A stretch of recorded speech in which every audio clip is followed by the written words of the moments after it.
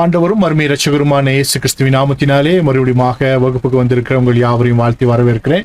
நம்முடைய Yeshua Bible Tamil வேதாகம பாடசாலையினுடைய systematic theology, அதில் வேதாகம மானிடவியல் வகுப்பில் பங்கு பெறுகிற உங்கள் யாவரையும் கர்த்தர் ஆசீர்வதிப்பாராக. இன்றைக்கும் வழக்கம் போல 2 வசனங்களை வாசித்து இன்றைக்கான வகுப்புக்குள்ளாக நாம் செல்ல போகிறோம். 1 தெசலோனிக்கேயர் 5ஆம் அதிகாரம் 21வது வசனம். எல்லாவற்றையும் சோதித்து பார்த்து நலமானதை பிடித்துக் கொள்ளுங்கள். இன்றைக்கும் நீங்கள் கேட்கிறதான அத்தனை சத்தியங்களையும் அலசி ஆராய்ந்து பார்த்து நலமானதை பிடித்துக் கொள்ளுங்கள். பரிசுத்த ஆவியானவர் உங்களுக்கு உதவி செய்வாராக. அடுத்து எரேமியாவின் தீர்க்கதரிசன புஸ்தகம் 6ஆம் அதிகாரம் 16வது வசனம். வழிகளிலே நின்று பூர்வ பாதைகள் எவை என்று கேட்டு விசாரித்து நல்ல வழி எங்கே என்று பார்த்து அதிலே நடவுங்கள்.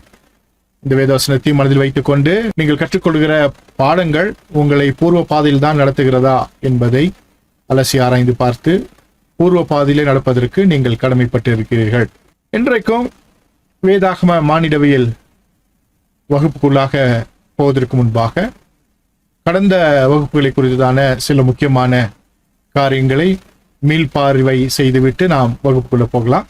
தொடர்ச்சியாக ட்ரிபிள் கான்கியூஃபிஷன்ஸ் என்கிறதான தலைப்பில் முக்கியமான காரியங்களை நாம் பேசி வருகிறோம், வகுப்புகளை கவனித்து வருகிறோம். அதற்கு ஆதாரமாக 2 வசனங்களை நாம் ஆரம்பத்திலிருந்து எடுத்து அந்த வசனங்களை வேத வசனத்தோடு மற்ற வசனங்களோடு டாக்ட்ரினல் ஸ்டாண்டோடு நாம் அலசி ஆராய்ந்து பார்த்து பேசுவதற்கு கர்த்தர் நமக்கு உதவி செய்தார். ஆதியாகமம் 3:6, 1 யோவான் 2:16 இந்த 2 வசனங்களை அடிப்படையாக வைத்து நாம் இந்த ட்ரிபிள் கான்கியூஃபிஷன்ஸ் என்கிறதான மனிதனுடைய அந்த வீழ்ச்சிக்கான காரணங்களை அலசி ஆராய்ந்து பார்த்தோம். அதிலிருந்து நிறைய சத்தியங்களை தெரிந்து கொண்டோம். இந்த ட்ரிபிள் கான்கியூஃபிஷன்ஸ் என்கிறதான இந்த காரியம் மாம்சத்தின் நிச்சை, கண்களின் நிச்சை, ஜீவனத்தின் பெருமை என்று நாம் பார்த்தோம். இது பாவ இயல், அமர்ஷியாலஜி என்று போன முறை நான் உங்களுக்கு சொல்லிக் கொடுத்திருந்தேன். பாவ இயல் இருந்தால் அங்கே ரட்சிப்பு இயல் தேவைப்படுகிறது என்பதை பார்த்தோம். எங்கெல்லாம் பாவம் வருகிறதோ அங்கே பாவ மன்னிப்பு அல்லது நியாயத்தீர்ப்பு அங்கே நடந்தாக வேண்டும். மீறுதல் உண்டாகும் பொழுது அதற்கான மன்னிப்பு அல்லது அதற்கான தண்டனை உண்டு என்பதை நாம் அறிந்திருக்கிறோம். இது யூனிவர்சல் ஃபேக்ட் அப்படின்னு சொல்லுவோம். யூனிவர்சலாக இருக்கிற உலகளாவிய உண்மை. தவறு செய்தால் அதற்கான தண்டனை உண்டு. கத்தியை பயன்படுத்தக்கூடாது, அது ரொம்ப ஷார்ப்பா இருக்கு, கையை வெட்டிரும் அப்படின்னு சொல்லும் பொழுது ஒருத்தர் எடுத்து அது யூஸ் பண்ணும்போது அவங்க கையை வெட்டிக்கிட்டாங்கன்னா அது மீறுதல். அதனால விளைவு என்னன்னா அவங்க கையை வெட்டிக்கிட்டாங்க. அவங்களுக்கான தண்டனையை அவர்கள் பெற்றுக்கொண்டார்கள். ஏனென்றால் அது ரொம்ப ஷார்ப்பான கத்தி, பயன்படுத்துவதற்கான சில சட்டங்கள்லாம் இருக்கிறது. கீழ்ப்படியாத பொழுது, மீறின பொழுது அதற்கான தண்டனையை அவர்கள் பெற்றுக்கொள்கிறார்கள். அந்த தண்டனையின் விளைவை மாற்றுவதற்கு என்ன பண்ணோம்? ஹாஸ்பிட்டல் கூட்டிட்டு போய் ஸ்டிச் எல்லாம் போட்டு மருந்தெல்லாம் போட்டு மறுபடியும் சரி பண்ணணும். அப்போ உங்களுக்கு புரியும், பாவ இயல் என்பது மீறுதலினாலே வருகிறதான ஒரு விளைவு. அந்த விளைவை சரி செய்வதற்கு, மறுபடியும் நிலைநிறுத்துவதற்கு, ரீஸ்டோர் பண்ணுவதற்கு ஒரு காரியம் இருக்கிறது. அந்த காரியம் தான் என்னன்னா ரட்சிப்பு இயல். அமர்ஷியாலஜியில இருந்து ஒரு மனிதனை மீட்டு, பாவத்தின் விளைவிலிருந்து அவனை மீட்டு நித்திய ஜீவனுக்கு கொண்டு போவதற்கு, அவனை வாழ வைப்பதற்கு தேவன் வைத்திருக்கிற திட்டம் தான் என்னன்னா இந்த ரட்சிப்பு இயல், சொட்டீரியாலஜி அப்படின்னு நம்ம சொல்லுவோம். சொட்டீரியாலஜி எதை மையப்படுத்தி இருக்கிறதுனா பாவ இயலை மையப்படுத்தி இருக்கிறது. பாவ இயலுக்கான மீட்பு, பாவ இயலை மேற்கொள்வதற்கான, அதனுடைய தண்டனையிலிருந்து ஒருவரை காப்பாற்றுவதற்கு, சரி செய்வதற்கான ஒரு திட்டம் தான் சொட்டீரியாலஜி. இப்போ மனிதனுக்கான பாவ இயல் என்னது? மாம்சத்தின் இச்சை, கண்களின் இச்சை, ஜீவனத்தின் பெருமை.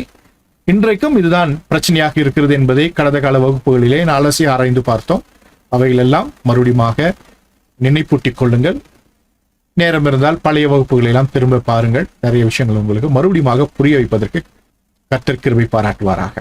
சொட்டீரியாலஜி அப்படின்னும் பொழுது, ரட்சிப்பியல் என்னும் பொழுது, ரட்சிப்பியல் எப்படி செயல்படுகிறது அப்படின்னும் பொழுது போன முறை பார்த்தோம். தேவனுடைய நாமம், தேவனுடைய திட்டம், God's names are is offices அப்படின்னு பார்த்தோம். தேவனுடைய அந்த திட்டம், அந்த அலுவலகத்திலிருந்து தேவன் கொடுக்கிறதான ஒரு ரட்சிப்பின் திட்டம் சொட்டீரியாலஜி.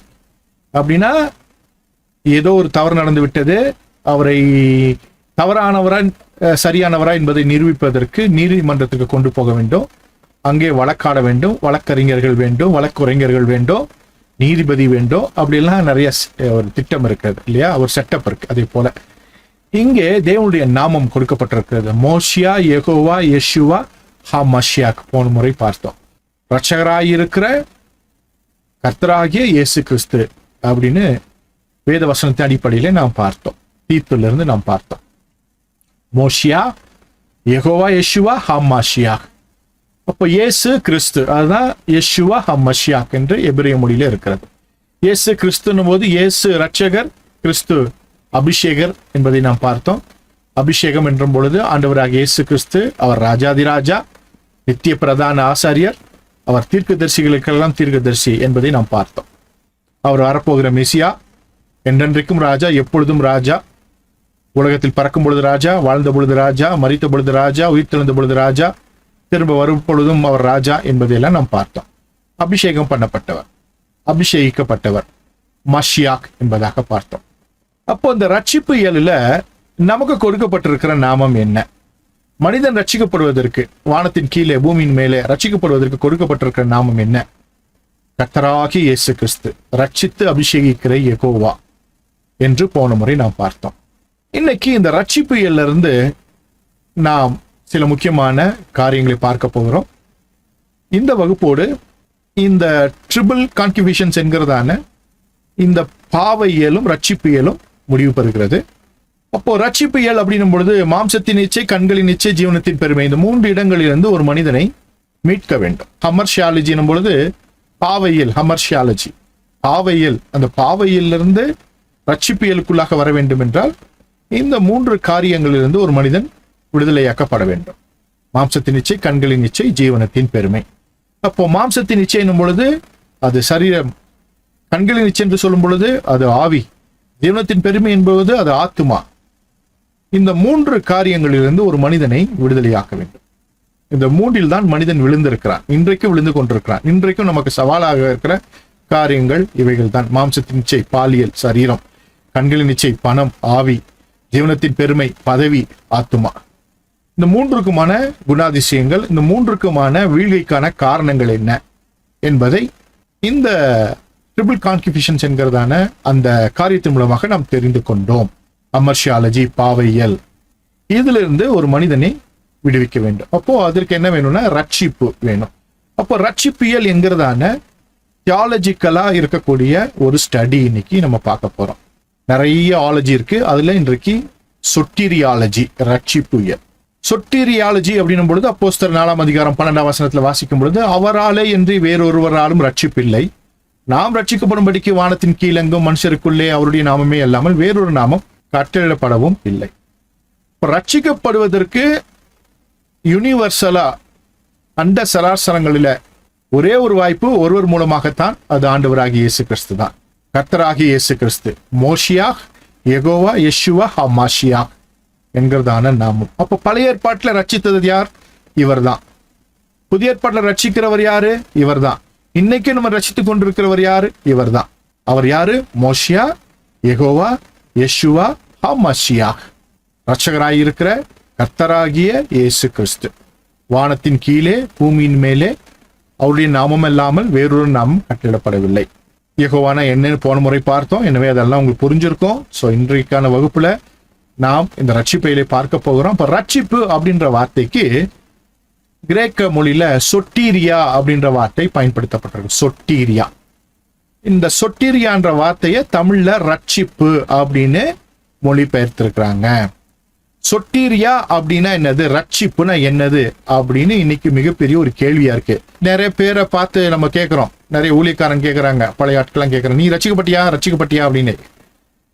அப்போ ரட்சிக்கப்பட்டையா என்னன்றது அது இப்போ இன்னைக்கு தெரியவே இல்லை. ரட்சிப்புன்னா என்னன்னு இன்னைக்கு புரிய வைக்க வேண்டியதா இருக்குது. போன முறை சொன்ன மாதிரி மாம்பட்டையை தெரியும், புளியம்பட்டை தெரியும், அதுனா ரட்சிக்கப்பட்ட, அந்த பட்டை என்னை பத்தி தெரியாதுப்பா அப்படின்னு சொல்லுகிற ஒரு காலத்திற்குள்ளாக, ஒரு நவீன உலகத்திற்குள்ளாக, மொழிகள் எல்லாம் மாறிக்கொண்டிருக்கிற காலத்திற்குள்ளாக நாம் இருக்கிறோம். அப்போ ரட்சிப்பு, சொட்டீரியா அப்படின்னு என்னது? விடுவித்தல், காப்பாற்றுதல் என்கிறதான 2 பொருள் தரக்கூடிய அந்த வார்த்தையாக சொட்டீரியா இருக்கிறது. ரட்சிப்பு அப்படின்னு தமிழ்ல மொழிபெயர்த்திருக்கிற அந்த சொட்டீரியான்ற வார்த்தை விடுவித்தல், காப்பாற்றுதல் அப்படின்ற அர்த்தத்தை தரக்கூடிய விஷயங்களாக இருக்குது. ஆங்கில மொழியில deliver, salvation, save, saving, health அப்படின்னா நிறைய விஷயங்களை சொல்லியிருக்கிறாங்க. ஆனா தமிழ்ல விடுவித்தல், காப்பாற்றுதல், ரட்சிப்பு அப்படின்னு தான் நம்ம புரிஞ்சுக்க வேண்டியதா இருக்கு. ஏன்னா ஒரு மொழியில இருந்து இன்னொரு மொழிக்கு 100% மொழியாக்கம் செய்வதும் கடினம், அப்படி செய்தாலும் புரிந்து கொள்வதும் கடினம். ஒவ்வொரு மொழியிலும் இருக்கிற வார்த்தைகள் இன்னொரு மொழியில் இல்லை. எனவே இது ஒரு கடினமான விஷயம். பரிசுத்த ஆவியானவர் தான் நமக்கு புரிய வைக்கிறவர்.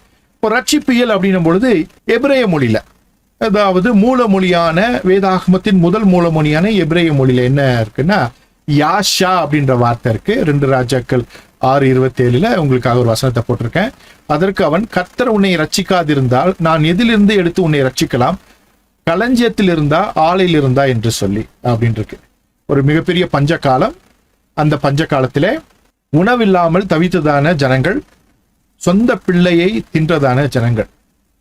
அந்த காலகட்டத்தில் அந்த ஜனங்கள் ராஜாவை பார்த்து கேட்டதான அந்த கேள்விக்கான பதிலாக இங்கே இருக்கிறது. அவன் அங்க கேட்கிறான், எதுல இருந்து ரட்சிக்கணும்? களஞ்சியத்துல இருந்தா, ஆலையில இருந்தா அப்படின்னு இருக்கு. அப்போ இங்க ரட்சிப்பு அப்படின்ற வார்த்தைக்கு யாஷா அப்படின்னு ஒரு வார்த்தை பயன்படுத்தப்பட்டிருக்கு. யாஷா, நல்லா கவனமா கேட்கணும். யாஷான்ற வார்த்தை பயன்படுத்தப்பட்டிருக்கு. அப்போ இங்க ரட்சிப்புனா என்ன? இந்த வார்த்தை தான் வேதாகம் முழுவதுமாக எல்லா இடங்களிலும் 206 முறை யாஷான்ற வார்த்தை பழைய ஏற்பாட்டில் பயன்படுத்தப்பட்டிருக்கு. 206 முறை இருக்கு. அப்போ இங்க இந்த ராஜா கேட்கும் பொழுது, தன்னுடைய குடிமக்களை பார்த்து கேட்கும் பொழுது எதிலிருந்து ரட்சிப்பது? அப்போ ரட்சிப்பது என்பது என்னன்னா, இங்க களஞ்சியத்துல இருந்தா, ஆலையில் இருந்தா. அப்படின்னா களஞ்சியம்னா என்னது? அரிசி பருப்பு எல்லாம். ஆலையில் இருந்தானா ஒண்ணு திராட்சை ரசம், இல்லைன்னா எண்ணெய். அப்போ இதை கொடுத்து ரட்சிப்பது, அதாவது காப்பாற்றுவது. இப்போ உணவு இல்லாமல் இருந்தால் உணவு கொடுத்து காப்பாற்றுவது, அல்லது எண்ணெயும் திராட்சை ரசமும் தேவைப்பட்டால் அதை கொடுத்து காப்பாற்றுவது, மெயின்டைன் பண்ணுவது. புரிஞ்சுக்கிறதுக்காக இந்த வசனத்தை சொல்றேன். மெயின்டைன் பண்ணுவது, அவர்களை காப்பாற்றுவது, அவர்களை உயிரோடு வைப்பதுன்னு அர்த்தம். இப்ப யாஷா அப்படின்ற வார்த்தை உயிரோடு வைத்தல், காப்பாற்றுதல், பராமரித்தல் அப்படின்ற அர்த்தங்களை தரக்கூடியதாக இருக்கிறது. எப்படி சொட்டீரியான்ற வார்த்தை அப்படி நாம பார்த்தோம் இல்லையா, காப்பாற்றுதல், விடுவித்தல் பார்த்தோம். இங்க யாஷானா பராமரித்தல், வாழ வைத்தல், காப்பாற்றுதல் அப்படின்ற பொருளை தரக்கூடிய ஒரு வார்த்தையாக இருக்கிறது. ஒற்றை வார்த்தையில் இதை மொழியாக்கம் செய்ய முடியாது. அதற்கு தமிழ்ல ஈக்குவலான வார்த்தை இல்லை. நான் ஏற்கனவே சொன்னலையா, ஒரு மொழிக்கு இன்னொரு மொழிக்கும் இருக்குமான வித்தியாசம் என்ன? ஒவ்வொரு மொழிக்கும் ஒரு ஸ்பெஷாலிட்டி இருக்கு. அங்க இருக்கிற சில வார்த்தைகள் தமிழ்ல இருக்காது, தமிழ்ல இருக்க வார்த்தைகள் அந்த மொழியில இருக்காது. அதே போல எபிரேய மொழியில இருக்க இந்த யாஷான்ற வார்த்தைக்கு நேரடியான ஒற்றை வரியில் மொழியாக்கம் இல்லை. எனவே பராமரித்தல், காத்தல், மெயின்டைன் பண்ணுவது, உயிரோடு வைத்தல் போன்ற பல விஷயங்களை இந்த யாஷான்ற வார்த்தை உள்ளே வைத்திருக்கிறது. இங்கே உங்கள் பக்கத்துல அந்த யாஷான்ற வார்த்தைக்கு பக்கத்துல பிக்டோகிராஃப் ஹீப்ரு, அதாவது பழங்கால ஆதாமிலிருந்து யோசேப்பு வரைக்கும் பயன்படுத்தப்பட்ட எழுத்துக்களை உங்களுக்கு போட்டிருக்கேன். எபிரேய மொழியை வலதுபுறத்துல இருந்து இடதுபுறமா வாசிக்கணும். அங்க 3 எழுத்து போட்டிருக்கேன். அதுல யோடு, ஷீனு, ஆயின் அப்படின்ற வார்த்தை. யோடுனா கை, ஷீனுனா நசுக்குதல், பல்லு அப்படின்னு அர்த்தம். ஆயின்னா கண்ணுன்னு அர்த்தம். இப்ப யாஷான்றது என்னன்னா கரங்களால் மீட்டெடுத்தல், கரங்களால் மீட்டெடுக்கக்கூடிய ஒரு ரட்சிப்பு என்பதாக இங்கே இருக்கிறது. அதை குறித்து பின்னால பார்க்கலாம். யாஷா 3 எழுத்து வார்த்தை, யாஷான்ற வார்த்தை. தமிழ்ல 2 எழுத்து வார்த்தை எழுதியிருக்கேன். சரியா? அப்போ ரட்சிப்புன்றது அது பெரிய ஒரு காரியங்களை உள்ளே வைத்திருக்கிறது. பிராட் ஸ்பெக்ட்ரமான ஒரு வார்த்தை, பல விஷயங்கள் உள்ளே இருக்கிறது. ஒற்றை வரியில் மொழியாக்கம் செய்ய முடியாது. இது புரிந்து கொள்வதற்காக. அப்போ இங்க ரட்சிப்பு அப்படின்னும் பொழுது ஆதியாகமம் 49ஆம் அதிகாரம் 18ஆம் வசனத்தை வாசிக்கும் போது, இங்க யாக்கோபு தன் பிள்ளைகளை ஆசீர்வதித்துக் கொண்டிருக்கும் பொழுது நடுவுல ஒரு வார்த்தையை சொல்றாரு. கர்த்தாவே, என்னுடைய ரட்சிப்புக்கு காத்திருக்கிறேன் அப்படின்னு சொல்றேன். அவ்வளவு பெரிய யாக்கோபு, அதாவது நம்முடைய ஆதி பிதாக்கள் அப்படின்னு சொல்றேன். ஆபிரகாம், ஈசாக்கு, யாக்கோபு. தேவன் சொல்லும் பொழுதே, நான் ஆபிரகாமின் தேவனும் ஈசாக்கின் தேவனும் யாக்கோபின் தேவன் சொல்றாரு. அந்த யாக்கோபு இங்க சொல்லும் பொழுது, கர்த்தாவே, என்னுடைய ரட்சிப்புக்கு காத்திருக்கிறேன். நல்லா இருக்கிறான், ஆசீர்வாதமா இருக்கிறான், எல்லாமே இருக்கு. ஆனா அவன் சொல்றான், உம்முடைய ரட்சிப்புக்கு காத்திருக்கிறேன். அந்த ரட்சிப்பு அப்படின்ற வார்த்தைக்கு கீழே 5 எழுத்து பயன்படுத்தப்பட்டிருக்கிறது. யெஷுவா. அங்க பாத்தீங்கன்னா கடைசியில ஒரு ஹா போட்டு புள்ளி வச்சிருப்பேன். யெஷுவா அப்படின்றது ரட்சிப்புனா யெஷுவா அப்படின்னு இருக்கீங்க. யாஷானாலும் ரட்சிப்பு. இங்க யாக்கோபு சொல்லும்போது யெஷுவா அப்படின்னு சொல்றான். யாஷான்ற வார்த்தை அது அடிப்படையா இருக்கக்கூடிய ரூட் வேர்டுன்னுவாங்க, சுரேஷ்னுவாங்க. இது அதிலிருந்து உருவாக்கக்கூடிய ஒரு வார்த்தை யெஷுவா அப்படின்னு எழுதியிருக்கு. ரட்சிப்பு. இதற்கு தமிழ் மொழியில் என்னன்னு போட்டாங்க? ரட்சிப்புன்னு போட்டாங்க. யாஷாக்கும் ரட்சிப்பு, யெஷுவாக்கும் ரட்சிப்பு அப்படின்னு போட்டுட்டாங்க. அதற்கான அந்த எழுத்துக்களை பிக்டோகிராஃப்ல நான் போட்டிருக்கேன். மறுபடியும் இன்னொரு ஸ்கிரீன்ல அதுல ஒரு எழுத்தை மாத்திரம் ப்ளூ கலர்ல உங்களுக்காக ஹைலைட் பண்ணியிருக்கேன். யெஷுவா அப்படின்னு இருக்கு. ஆதியாகமம் 49:18 இங்க யாக்கோபு சொல்லும் பொழுது யெஷுவான்னு சொல்லியிருக்காருல, அது என்ன அப்படின்னா, இயேசு தன்னை வெளிப்படுத்தக்கூடிய அந்த காலகட்டத்தை குறித்து, நீ எப்பொழுது வருவீர் என்கிறதான காலகட்டத்தை குறித்து, உங்களுடைய ரட்சிப்புக்காக நான் காத்திருக்கேன் ஆண்டவரே, I am waiting for your salvation அப்படின்னு இங்கிலீஷ்ல இருக்கும். நீ யெஷுவாவாக வருவதற்கு நான் காத்திருக்கிறேன், எப்போ வெளிப்படுவீங்க? அந்த ப்ளூ கலர் லெட்டருக்கு பாருங்க, அந்த பிக்டோகிராஃபி ஹீப்ரூல கைகளை உயர்த்திய மனிதன் அப்படின்னா வெளிப்படுத்துதல் அர்த்தம். வெளிப்படுதல், ரிவீல் பண்றது. இங்க எப்ப வெளிப்படுவீங்க அப்படின்னு நான் காத்திருக்கிறேன் அப்படின்னு யாக்கோபு சொல்றார். அந்த தீர்க்கதரிசன வார்த்தை தான் என்னன்னா, ஆண்டவராகிய இயேசு கிறிஸ்து புதிய ஏற்பாட்டிலே மனுஷனாக வருவதற்கு காரணமாயிருந்த வார்த்தையாயிருந்த அந்த வார்த்தை அங்கே யாக்கோபு சொல்வதை நாம் பார்க்கிறோம். யெஷுவா, உங்களுடைய ரட்சிப்புக்காக காத்திருக்கிறேன். சரியா? அப்போ யெஷுவா அப்படின்னா என்ன? கடைசியில நம்ம பார்த்தோம், ஒரு எக்ஸ்ட்ரா ஒரு எழுத்து இருக்கீங்க யெஷுவா அப்படின்னு. இயேசு கிறிஸ்து பேர் என்ன அப்படின்னா யெஷுவா. சரிங்களா? இயேசு கிறிஸ்து பேர் என்னங்க? யெஷுவா. அதை உங்களுக்காக இந்த ஸ்கிரீன்ல போடுறேன். மேல பாத்தீங்கன்னா யெஷுவா. கடைசியில இன்னொரு எக்ஸ்ட்ரா எழுத்து போட்டு இருந்துச்சு இல்லையா? எங்க ஆதியாகமம் 49:18 அப்படின்னா, நீர் வெளிப்படுவதற்காக நான் காத்திருக்கிறேன் அப்படின்னு அங்க சொல்றான். இயேசுவாகிய நீர் வெளிப்படுவதற்கு காத்திருக்கிறேன், யெஷுவாவாக நீர் வெளிப்படுவதற்கு நான் காத்திருக்கிறேன். யெகோவாவே நீங்க யெஷுவாவாக எப்ப வெளிப்படுவீங்களோ அதற்காக நான் காத்திருக்கேன் நீங்க சொல்லியிருக்கீங்கல்ல. அப்போ யெகோவாவாக நீர் யெஷுவாவாக வெளி வருவீர்ல, அதற்காக காத்திருக்கேன் அப்படின்னு சொல்லுகிற ஒரு மிகப்பெரிய தீர்க்கதரிசன வசனம் அது. சரியா? ஓகே, அது மறந்துடக்கூடாது. அப்போ யெஷுவானா என்ன அப்படின்னா, அதுல 4 எழுத்துக்கள் இருக்கு. முன்னால 5 எழுத்து பார்த்தோம். யெஷுவாக வெளிப்படுவதற்காக காத்திருக்கிறேன் யெகோவாவே அப்படின்னு சொல்றான். மறுபடியும் இந்த வசனத்தை உங்களுக்காக சொல்லிட்டு போயிடுறேன்.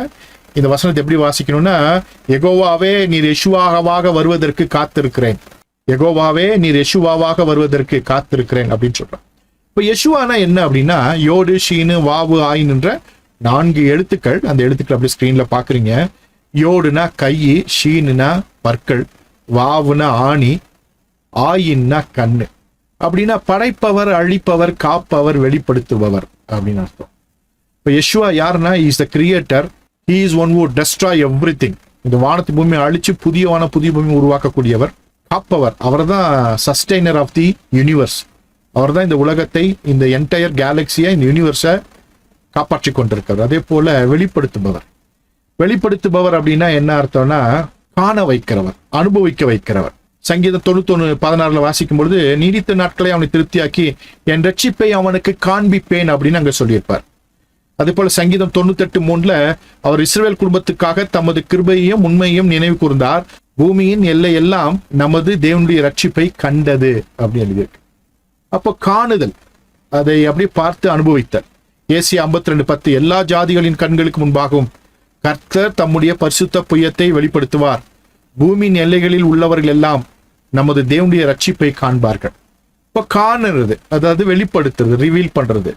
இந்த ரிவீல் வேற, அதாவது காண்றது, எல்லாம் பார்க்கறது, கண்ணால பார்த்து அனுபவித்த. அப்போ ரட்சிப்பு அப்படின்னும் பொழுது படைத்தல், அழித்தல், காத்தல், வெளிப்படுத்துதல் அப்படின்ற 4 முக்கியமான விஷயங்களை வைத்திருக்கிறது. இதை கேட்கும் பொழுது மாற்று மதத்தவர்கள் வைத்திருக்கிற சில விஷயங்கள் உங்களுக்கு புரியக்கூடும். மாற்று மதத்தவர்களும் சில விஷயங்களை சொல்றாங்க இல்லையா, இங்க இருந்து திருடின விஷயங்கள் தான். ஏன்னா அவங்க சொந்தமா எதுவுமே கிடையாது, எல்லாம் வேதாகமத்திலிருந்து திருடப்பட்ட விஷயங்கள் தான். அப்போ யெஷுவா அப்படின்றவர் யாரு அப்படின்னா, அவர் தான் யெகோவாகிய யெஷுவா. அவர் தான் எல்லாத்தையும் படைத்தவர், அவர் தான் எதிராளிகளை வீழ்த்துகிறவர், அழிக்கிறவர், அவர்களெல்லாம் நரகத்திற்கு வைத்திருக்கிறவர். அதே போல தன்னை விசுவாசிக்கிறவர்களை, தன்னை ஏற்றுக்கொண்டவர்களை, கிறிஸ்துவின் பிரமாணத்தை கைக்கொள்கிறவர்களை காப்பாற்றுகிறவர். அதே போல அவர்களுக்காக வைத்திருக்கிறதான ஆசீர்வாதங்களை அவர்களுக்கு முன்பாக வெளிப்படுத்துகிறார். உங்களுக்கென்று கர்த்தர் நித்திய ஆசீர்வாதங்களை வைத்திருக்கிறார், உங்களுக்கும் எனக்கும் வைத்திருக்கிற ஆசீர்வாதங்களை வெளிப்படுத்துகிறவர். அதுதான் நித்திய ஜீவன் அப்படின்னு சொல்றோம். அப்போ இந்த ரட்சிப்பு என்கிறதான சொட்டீரியாலஜி அப்படின்னும் பொழுது அத யெஷுவா அப்படின்னு நம்ம சொல்லலாம். யெஷுவா 5 எழுத்து வார்த்தை இங்க இருக்கு பாருங்க. தமிழ்ல 4 எழுத்து வார்த்தை போட்டிருக்கேன், ஹீப்ரூல 5 எழுத்து வார்த்தை. இந்த ரட்சிப்பியல் 3 முக்கியமான விஷயங்களை உள்ளடக்கியது. விடுவித்தல், தப்பிக்க வைத்தல், காப்பாற்றுதல். Liberate, escape, save. 3 விஷயம், ரொம்ப ரொம்ப முக்கியமான விஷயம். நீங்க ஆண்டவராக இயேசுவை ஏற்றுக்கொண்டு ஞானஸ்தானம் எடுத்து அபிஷேகம் பெற்று கிறிஸ்தவ வாழ்வியலில் நீங்கள் இருக்கலாம். ஆனால் ரட்சிப்பியல் என்னவென்று தெரியாவிட்டால் வாழ்க்கையில நிறைய விஷயங்களை இழந்து போவோம். புரிந்து கொள்ளல் இல்லாம போயிடும். மற்றவர்களை போல நம்மளும் மாறிடுவோம்.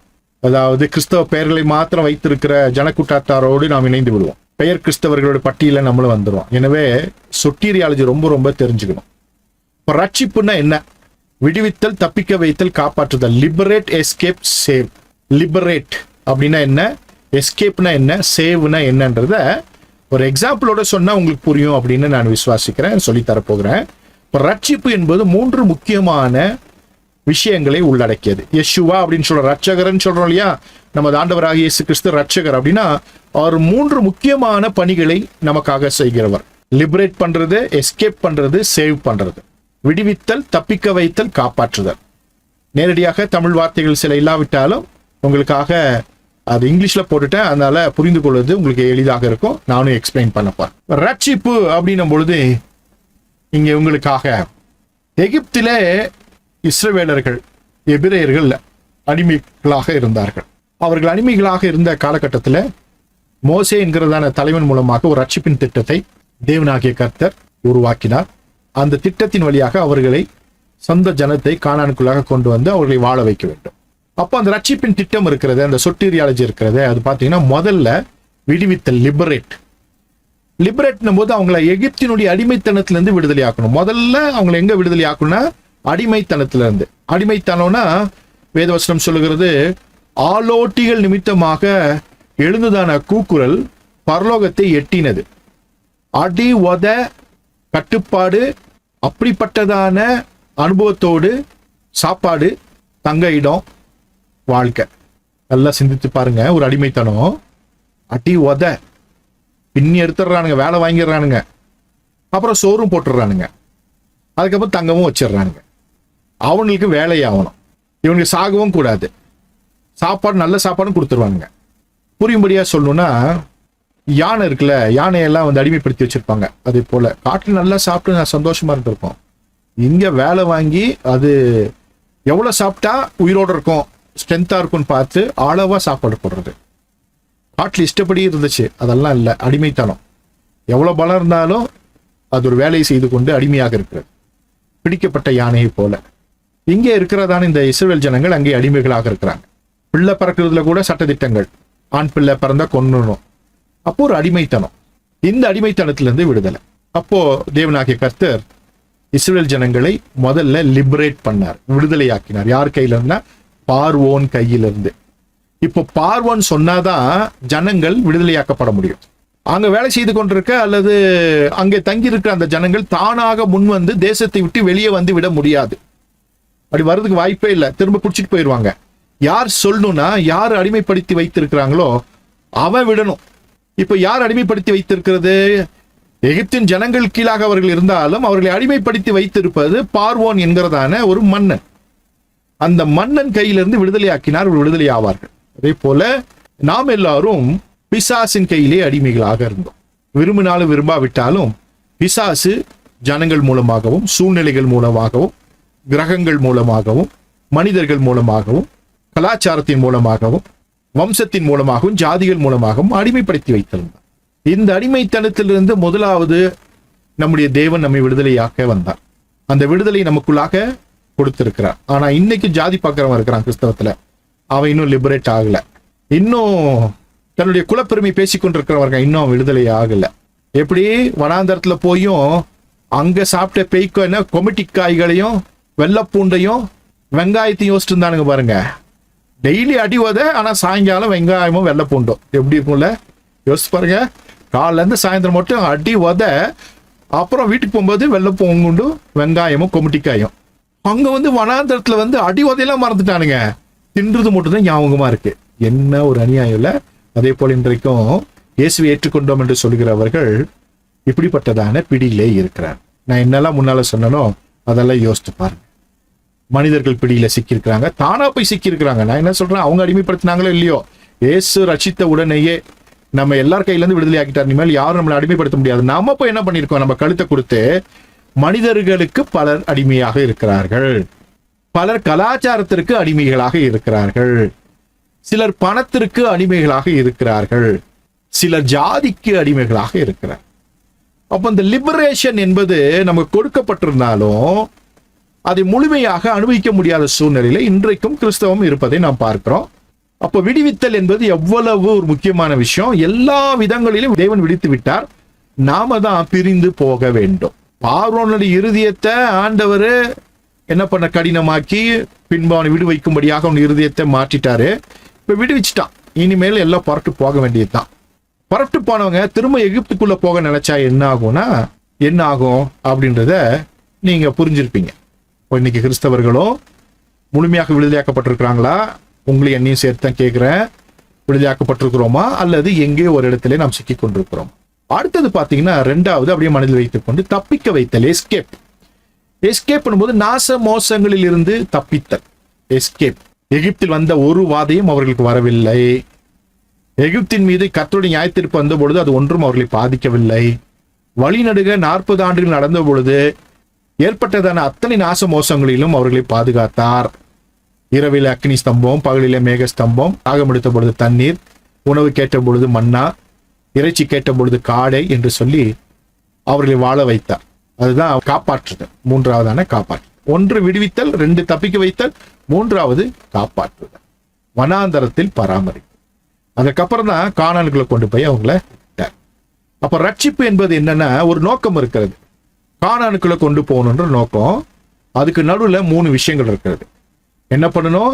லிபரேட் பண்ணணும், எஸ்கேப் பண்ணணும், சேவ் பண்ணணும். மறுபடியும் புரிஞ்சுக்கோங்க, ரட்சிப்பின் திட்டத்துல 3 விஷயங்கள் இருக்கு. முதல்ல விடுவிக்கணும், லிபரேட் பண்ணணும். 2வது எஸ்கேப் பண்ணணும், இன்னொன்னு காப்பாற்றணும். அப்படி பண்ணாதான் கானானுக்குள்ள போக முடியும். இப்ப புதிய ஏற்பாட்டின் காலகட்டத்துல நமக்கு கர்த்தர் என்ன வச்சிருக்காருன்னா நித்திய ஜீவன் தான் கானான். நித்திய ஜீவன் தான் நமக்கு கானான் அப்படின்னு மனதில் வைத்துக் கொண்டீங்கன்னா முதல்ல உங்களை விடுதலை ஆக்கணும். நான் என்னென்ன விஷயங்கள்லாம் சொன்னாலும் நினைவு வைத்துக் கொள்ளுங்க. அப்புறம் தப்பிக்க வைக்கணும். எல்லா நாச மோசங்களிலிருந்து உங்களை சகல சதி திட்டங்களும் உங்களை காப்பாற்றி உங்களை எஸ்கேப் பண்ண வைக்கணும். அதுக்கப்புறம் பராமரிக்கணும். இந்த உலகத்துல இருக்கிற வரைக்கும் நல்லா பராமரிக்கணும். இந்த வனாந்தரத்துல அவங்க ட்ரெஸ் எல்லாம் என்ன ஆகல, பழசா போகல, காலு வீங்கல, செப்பல்லாம் பழசாகல, நல்ல சாப்பாடு, நல்ல ரெஸ்ட், பலவான்களா, புத்திசாலிகளா, அறிவாளிகளா, மற்றவங்களாம் பார்த்து பயப்படுற அளவுக்கு அவங்க தேவ ஜனங்களாக இருந்தாங்க. வனாந்தரத்தில் பராமரிப்பு. அப்போ தேவனுடைய திட்டத்துல, ரட்சிப்பின் திட்டத்துல 3வது திட்டத்துல நாம் இருக்கிறோம் என்பதை மறந்துவிடக்கூடாது. இந்த உலகத்துல இருக்கிற வரைக்கும் எந்த குறையும் உங்களுக்கு வராது.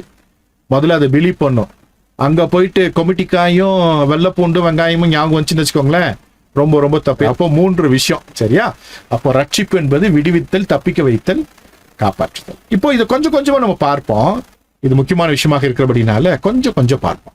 ரட்சிப்பு இல்ல விடுவித்தல் அப்படின் போது, லிபரேட் அப்படின்னும் பொழுது இன்றைய காலகட்டத்துல அது என்ன அப்படின்னா உன்னை குறித்த பிசாசின் திட்டம், உன்னை குறித்த மனிதர்களின் திட்டம், உன்னை குறித்த உலகத்தின் திட்டம், உன்னை குறித்த உன்னுடைய திட்டம். இந்த 4 விஷயங்கள் முக்கியமான விஷயம். விடுவித்தல், லிபரேட் பண்றது என்ன, கர்த்தர் எப்படி நம்மளை விடுதலையாக்குறார், இந்த 4 விஷயங்கள்ல இருந்து விடுதலையாக்குறார். இஸ்ரவேல் ஜனங்கள் எகிப்தில் இருந்தார்கள்.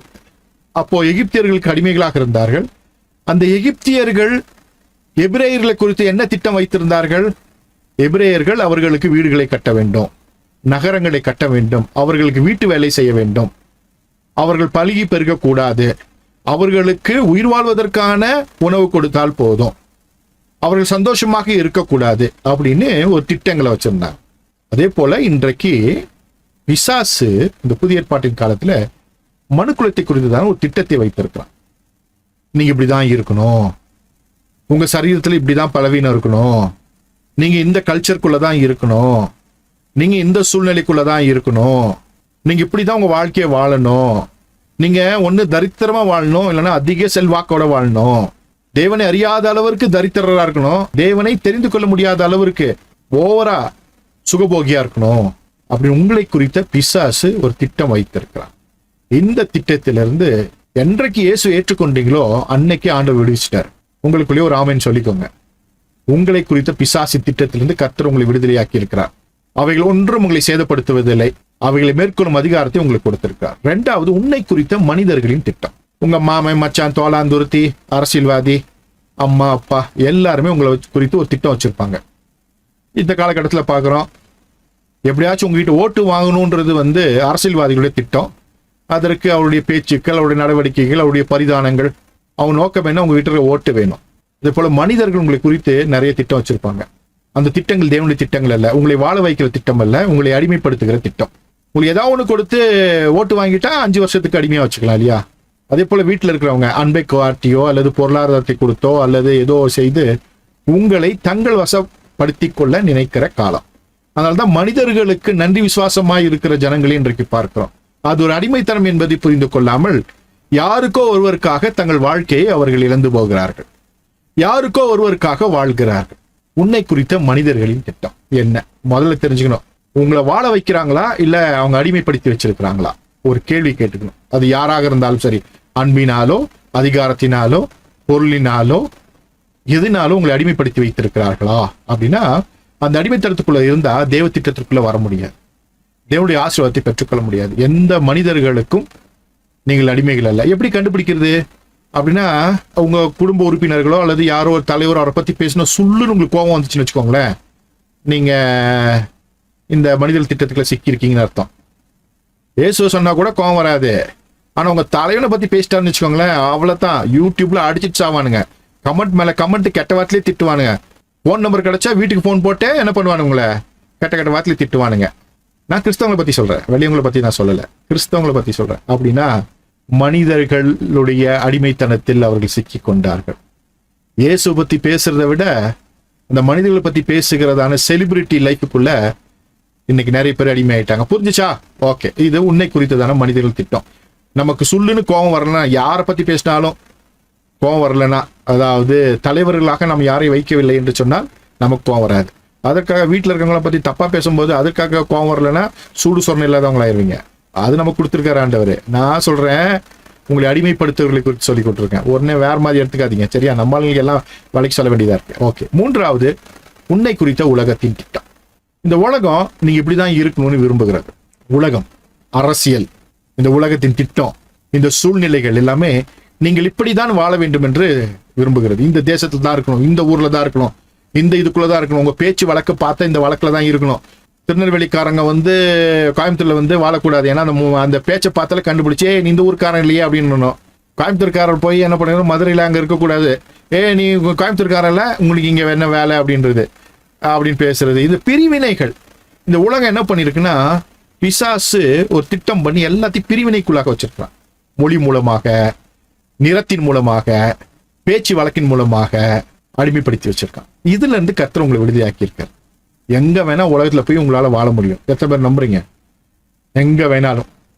அதான் மிஷினரிகள் உலகம் எங்க போய் சுவிசேஷம் சொன்னாங்க, அவங்களுக்கு எதுவுமே தடுக்கல, யாருமே தடுக்க முடியல. அப்போ உலகத்தின் திட்டம், அதாவது உங்களை குறித்த உலகத்தின் திட்டம், அதுல இருந்து ஆண்டவர் உங்களை விடுதலையாக்கி இருக்கிறார். அடுத்தது உன்னை குறித்த உன்னுடைய திட்டம். உங்களை குறித்த உங்களுடைய திட்டம் என்னன்னா, நாமளே சில விஷயங்களை திட்டம் பண்ணி நான் இப்படிதான் இருக்க போறேன், என் வாழ்க்கை இப்படிதான் இருக்கணும், அவங்க அப்படி இருக்காங்க நானும் இப்படிதான் இருக்கணும், அவங்க அப்படி இருக்காங்க அதை நானும் இப்படிதான் இருப்பேன், என் வாழ்க்கையில் இதெல்லாம் வாங்கணும், எனக்கு ஒரு ஜெட்டு வாங்கணும், எனக்கு ஒரு ரோல்ஸ் ராய்ஸ் கார் வாங்கணும், எனக்கு 4 வீடு வாங்கணும், நான் இப்படி இருக்கணும், எங்கெல்லாம் வெக்கப்பட்டணும் அங்கெல்லாம் நான் இப்படி இருக்கணும், இவங்கெல்லாம் என்ன இப்படி பேசினாங்க அவங்களுக்கு முன்னாடி பெரிய ஆளா ஆகி காமிக்கணும் அப்படின்ற திட்டம். சிலர் எஸ்கேப்பிங் மெக்கானிசம், எனக்கு இதெல்லாம் வேண்டாம், என்னை விட்டா போதும், நான் அப்படியே இருந்துட்டு போறேன், என் வாழ்க்கையில யாரும் டிஸ்டர்ப் பண்ணாதீங்க, ஏதோ ஒரு வேளை சோற சாப்பிட்டுட்டு அப்படியே நான் இருந்துடுறேன், எந்த இதுக்கு என்ன வம்புக்கு நான் வரல, என்னை விட்டுருங்கப்பா அப்படின்னு சொல்லுகிற சிலர் திட்டம். இதெல்லாம் உங்க திட்டம். இந்த திட்டத்தை எல்லாம் ஆண்டவர் உடைத்து உங்களை விடுவித்திருக்கிறார். அப்போ ஆண்டவர் சொல்ல, ஆண்டவரே உம்முடைய திட்டம் தான் என் வாழ்க்கையில நிறைவேறணும், இந்த 4 திட்டமும் என் வாழ்க்கையில நிறைவேறக்கூடாது. இதுதான் முதல்ல ரட்சிப்பியல்ல ரட்சிப்புனா என்னன்னு தெரிஞ்சுக்க வேண்டிய விஷயங்கள்ல முதன்மையான விஷயங்கள். அப்படியே கண்ணை மூடி ஒரு நிமிஷம் ஆண்டவர்கிட்ட சொல்லுவோம், ஏன்னா இது முக்கியமான ஒரு நேரம். இந்த 4 திட்டமும் வாழ்க்கையில் நிறைவேறக்கூடாது, தெய்வ திட்டம் மாத்திரம் தான் நிறைவேறும். அதனால கண்களை மூடி ஆண்டவர்கிட்ட சொல்லுவோம். அவர் பேர் என்னன்னா யெஷுவா, இல்லையா? ரட்சகர். மோஷியா, யெகோவா, யெஷுவா, மாஷியா. அதுல யெஷுவாவை பத்தி பார்த்துட்டு இருக்கிறோம். ரட்சிப்பியல், ரட்சிக்கிற தேவன். கண்களை மூடி ஆண்டவர் சொல்லுவோம், ஆண்டவரே உங்களுடைய சன்னிதானத்துல நிற்கிறேன், யெஷுவாவே ரட்சகரே உடைய சன்னிதானத்தில் வந்து நிற்கிறேன். ரட்சிப்புனா அதுல 3 பிரிவு இருக்குன்னு நாங்க பார்த்தோம். அதுல அந்த விடுவித்தல்ன்ற இந்த காரியத்தை நீங்க பார்த்துட்டு இருக்கிறோம். லிபரேட் பண்றது. ஆண்டவரே, என்னை குறித்துதான பிசாசின் திட்டத்தை நீ சிலுவையில முறியடித்து இருக்கிறீர் ஆண்டவரே. ஒரு நாளும் என் வாழ்க்கையில பிசாசின் திட்டம் எந்த விதத்திலும் நிறைவேறக்கூடாது ஆண்டவரே. எப்பொழுதுமே உம்முடைய விடுதலை நான் அனுபவித்து உம்முடைய திட்டத்திற்குள்ளாக இருந்து உம்முடைய திட்டம் மாத்திரம் என் வாழ்க்கையை நிறைவேறணும். அதற்கு என்னை ஒப்புக் கொடுக்கிறேன் ஆண்டவரே. பிசாசின் திட்டம் என் வாழ்க்கையில் நிறைவேறக்கூடாது. அடுத்த ஆண்டவரே, என்னை குறித்து என்னை சூழ்ந்திருக்கிறவர்கள் மனிதர்கள் வைத்திருக்கிற திட்டம் நிறைவேறக்கூடாது. எப்படி என்னை பயன்படுத்தும் நினைக்கிற இந்த உலகத்துல ஆண்டவரே, நான் உம்முடையவனாய் இருந்து என்னுடைய வாழ்க்கையை நான் அனுபவித்து விடுதலை அனுபவித்து உம்முடையவனாயிருந்து வாழ்ந்து காட்டணும். மனிதர்கள் கொடுத்த திட்டம் என் வாழ்க்கையில நிறைவேறக்கூடாது ஆண்டவரே. கிருபை பாராட்டுங்க. நானு எந்த மனிதர் கையில சிக்கியிருந்தா என்ன இன்னைக்கு விடுவிக்க உங்க கையில ஒப்பு கொடுக்குறேன் ஆண்டவரே. ஆண்டவரே, யார்கிட்ட நான் அடிமையா இருக்கிறேன்? இன்டெலெக்சுவலா, பிசிக்கலா, அல்ல ஸ்பிரிட்ல யார்கிட்டயாச்சும் அடிமையா இருந்தானா என்னை விடுதலையாக்குங்க ஆண்டவரே. என்னை லிபரேட் பண்ணுங்க. நான் யாருக்கு அடிமை அல்ல ஆண்டவரே, உமக்கு மாத்திரம் தான் நான் அடிமை. நீர் சொந்த ரத்தத்தால் விடுதலையாக்கி விலைக்கரமாய் வாங்கி சொந்த பிள்ளையை மாற்றிருக்கீங்க. அந்த புத்திர சுவீகாரத்தை தந்திருக்கீங்க. நான் உடைய பிள்ளை ஆண்டவரே. மனிதர்கள் திட்டம் என் வாழ்க்கையில் நிறைவேறக்கூடாது. அடுத்து, இந்த உலகம் என்னை குறித்து வைத்திருக்க திட்டம் எதுவுமே நிறைவேறக்கூடாது. அரசாங்கமோ சூழ்நிலைகளோ என்னுடைய இடமோ என்னுடைய புவியியலோ என்னுடைய வரலாறோ எந்த காரியமும் ஆண்டவரே என் வாழ்க்கையை தீர்மானிக்க கூடாது. நீர் மாத்திரமே என் வாழ்க்கையை தீர்மானிக்கணும். அப்படிப்பட்டவைகளை விட்டு விடுகிறேன். என் நிறம், என்னுடைய படிப்பு, என்னுடைய சூழ்நிலை, என்னுடைய ஜாதி, என்னுடைய இருப்பு எல்லாவற்றையும் இடத்தில் வைக்கிறேன் ஆண்டவரே. இவைகள் ஒன்றும் என்னை கட்டுப்படுத்தாது. நீர் என்னை பயன்படுத்தி என்னை ஆசீர்வதிக்கிற ஆண்டவர், என்னை வாழ வைக்கிற ஆண்டவர், என்னை உருவாக்குகிற ஆண்டவர். உங்களுடைய திட்டம் நிறைவேறட்டும் ஆண்டவரே. 4வது, என்னை குறித்த என்னுடைய திட்டம். நான் இப்படிதான் இருக்கணும் அப்படிதான் இருக்கணும்னு ஆண்டவரே நான் திட்டம் பண்ணியிருக்கேன். சில வேளையில எஸ்கேப்பிங் மெக்கானிசம், நான் இப்படியே இருந்துட்டு போறேன் அப்படின்னு நினைக்கிறதான ஆண்டவர் எண்ணங்கள் இருக்குது. சில வேளைகளில் எல்லோருக்கும் முன்பாக நான் பெரிய ஆளா வரணும், இப்படி வந்துடணும் அப்படி வந்துடணும், சாதிச்சணும், அவனை போல மாறணும், எவனை போல மாறணும்னு நினைக்கிறேன் ஆண்டவரே. ஆனால் ஆல்ரெடி நான் உம்முடையவன், என்னை பெரியவனாகத்தான் நீர் வைத்திருக்கிறீர். என் வாழ்க்கையில எல்லாவற்றையும் தந்திருக்கிறீர். உமக்கு முன்பாக ஆண்டவரே என்னை கொண்டு வந்து நிறுத்தின ஆண்டவரே பரிசுத்த ஆவியானவருக்கு நன்றி செலுத்துகிறேன். எனக்குள்ளாக இருக்கிற பரிசுத்த ஆவியானவருக்கு நன்றி செலுத்துகிறேன். ஆண்டவரே, என்னை குறித்த திட்டம் அல்ல, நான் வைத்திருக்கிற திட்டம் அல்ல, என்னை குறித்த உம்முடைய திட்டம் என் வாழ்க்கையில் நிறைவேற ஒப்புக் கொடுக்கிறேன். என்னுடைய தாழ்வு உணர்ச்சிகளை ஆண்டவரே உம்மிடத்தில் ஒப்புக் கொடுக்கிறேன். என்னோட சுப்பீரியாரிட்டி காம்ப்ளெக்ஸை உம்மிடத்தில் ஒப்புக் கொடுக்கிறேன். என்னோட இன்ஃபீரியாரிட்டி காம்ப்ளெக்ஸை உம்மிடத்தில் ஒப்புக் கொடுக்கிறேன். எல்லா நெகட்டிவான தாட்சை உம்மிடத்தில் ஒப்புக் கொடுக்கிறேன். ஆண்டவரே, எல்லாவற்றையும் பொறுப்படுத்திக் கொள்ளுங்க. உம்முடைய சித்தம், உம்முடைய திட்டம் என் வாழ்க்கை நிறைவேற்றும். அந்த விடுவித்தலை 100% இந்த காலகட்டங்களை உணர அனுபவிக்க எனக்கு கிருபை தாங்க. இயேசுவின் நாமத்தினாலே பிதாவே. அதற்கான ஒரு நாமம் இருக்கிறது.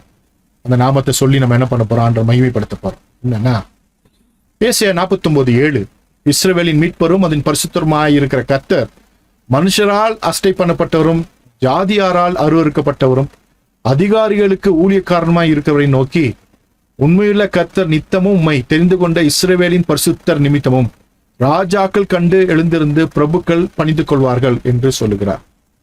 அந்த மேல இஸ்ரவேலின் மீட்பரும் அதன் பரிசுத்தருமாகிய கர்த்தர்.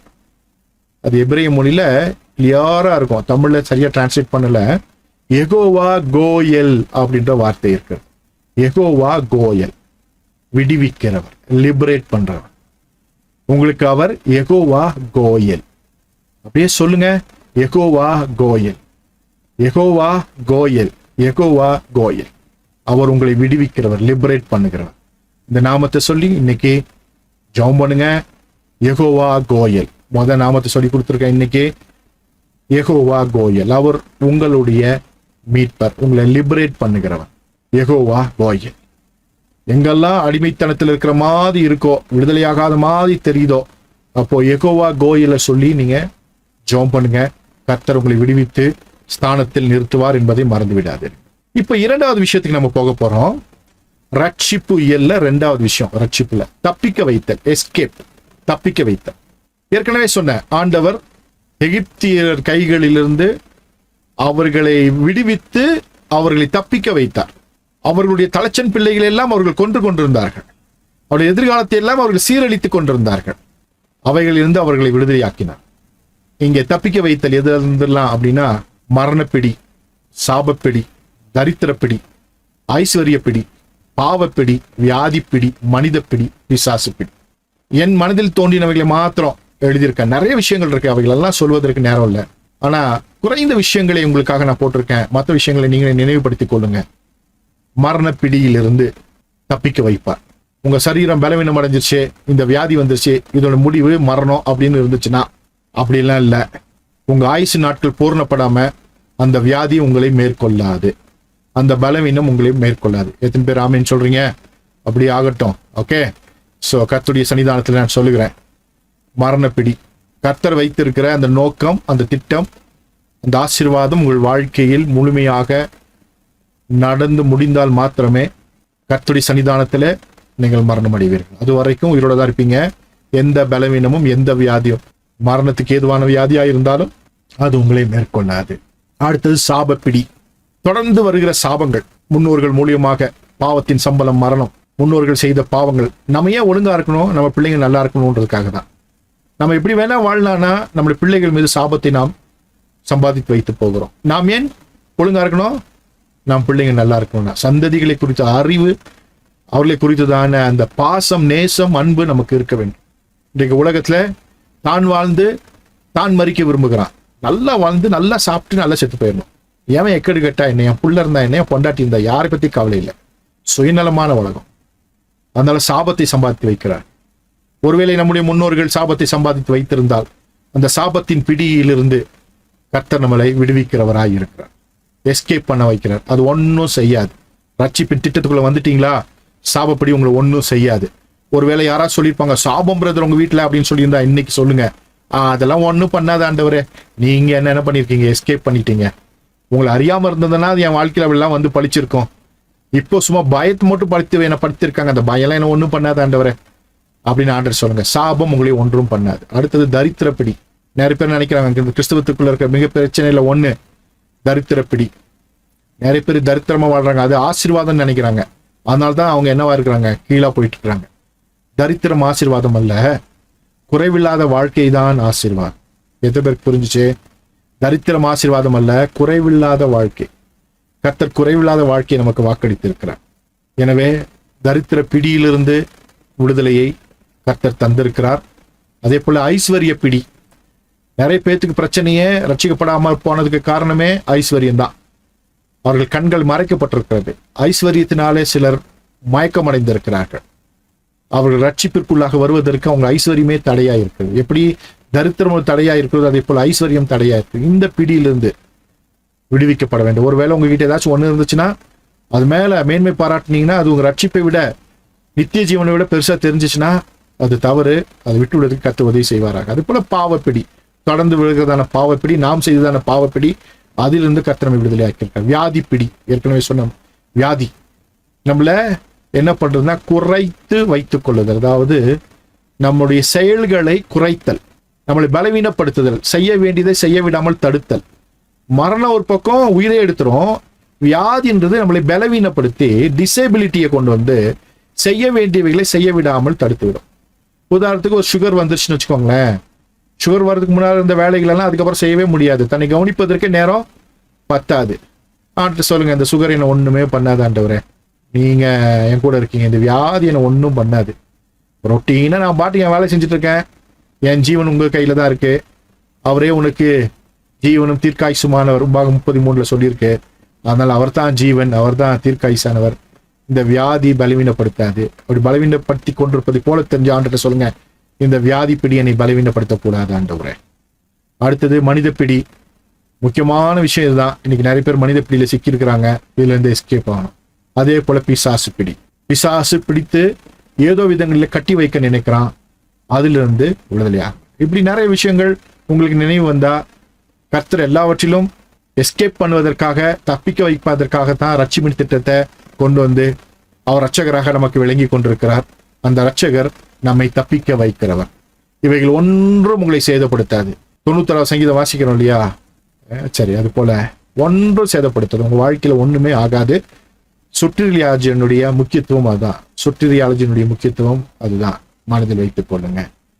அடுத்தது காப்பாற்றுதல். மூன்றாவது ரட்சிப்பின் திட்டத்தினுடைய மூன்றாவது விஷயம் என்ன? காப்பாற்றுதல். சேவ் அல்லது சஸ்டெயின் அப்படின்னு போட்டிருக்கேன். அப்படின்னா உணவு, உடை, உறைவிடம். ஒரு மனிதன் வாழ்வதற்கு இது மூன்றும் மிக மிக அவசியம். சஸ்டெயின் காப்பாற்றுவதல். நித்திய ஜீவனுக்கு போகும் வரைக்கும் உங்களுக்கு உணவு வேண்டும், உடை வேண்டும், உறைவிட வேண்டும். வாழ்வதற்கான அத்தனை விஷயங்களும் வேண்டும். நம்ம இன்னைக்கு வீட்டில் ஃப்ரிட்ஜ் வச்சிருக்கோம். அவர் வனாந்தரத்திலே அத்தனை பேருக்கு ஃப்ரிட்ஜ் வச்சிருந்தாரு பாருங்க, இல்லையா? ஃப்ரிட்ஜ் வச்சிருந்தார். அவர் எவ்வளோ பெரிய ஆண்டவர். ஃபுட் ஃபேக்ட்ரியெல்லாம் வச்சிருந்தார் அங்கங்க. வானத்தில் ஒரு ஃபுட் ஃபேக்ட்ரி, அப்புறம் காடை இறைச்சிக்கான ஃபுட் ஃபேக்ட்ரி வச்சிருந்தாரு. எப்படி நம்ம ஊரில் கோழி பண்ணை வச்சிருக்க மாதிரி அவர் காடை பண்ணையே வச்சிருந்தாரு. அப்படி இந்த உலகத்தில் வாழ்ற வரைக்கும் உங்களை சஸ்டெயின் பண்ணி உங்களை காப்பாற்றுவதற்கு கர்த்தர் போதுமானவர். உடுக்க உடை, உண்ண உணவு, தங்க உறைவிடத்தை கண்டிப்பாக கர்த்தர் உங்களுக்கு தருவார். அது ஹோம்லெஸ்ஸாக நீங்கள் போயிட மாட்டீங்க. அதாவது நிறைய பேர் சொல்கிறாங்க வீடு இல்லாமல் போயிட மாட்டீங்க.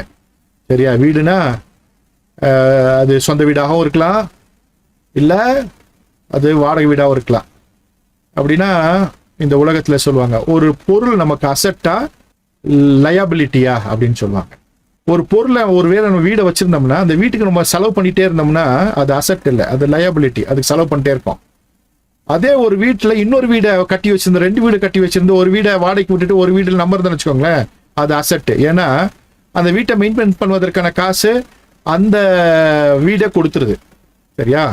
அதனால சிலர் வாடகை வீட்டில் இருக்கிறது பற்றி ரொம்ப கவலைப்பட்டீங்கன்னா யோசித்துக்கோங்க. கண்டிப்பாக ஆண்டவர் உங்களுக்கு தருவார், வீடை தருவார். ஆனால் ஒன்று தெரிஞ்சுக்கணும், நீங்கள் அசட்டில் இருக்கீங்க, லயபிலிட்டியில் இல்லை. காசை கொடுத்து அந்த வீட்டை அனுபவிச்சுட்டு இருக்கிறீங்க, அவ்வளோதான். ஒருவேளை வீடு வரும்பொழுதும் ஒத்த வீடை கட்டிட்டு அதுக்கு செலவு பண்ணிட்டு இருந்தீங்கன்னா அது லயபிலிட்டி. 2 வீடாக கட்டி ஒன்றை வாடகை விட்டு ஒன்றில் இருந்தீங்கன்னா அசட்டு. கர்த்தர் உங்களுக்கு அசட்டை தருவார். மறுபடியும் ஞாபகப்படுத்துகிறேன், உங்களுக்கு ஆண்டவர் என்ன பண்ணுவார்? ஒரு அசட்டை, ஒரு சொத்தை தருவார். அந்த சொத்து உங்களை வாழ வைக்கும். சில சொத்துக்கள் நம்முடைய பணத்தை விரயமாக்கி அதை விற்க வைக்கும். எத்தனை பேருக்கு புரியுதா? சில சொத்துக்கள் அப்படி நம்ம சொல்ற விஷயங்கள் நம்முடைய பேலன்ஸ் எல்லாம் கரைச்சி நம்முடைய சம்பாத்தியத்தை எல்லாம் திருடி கொண்டே இருக்கும். ஆனா நம்ம ஐயோ எனக்கு சொந்தமா வீடு இருக்கு, சொந்தமா கார் இருக்கு, சொந்தமா பங்களா இருக்குன்னு பேசிக்கிட்டே இருப்போம்.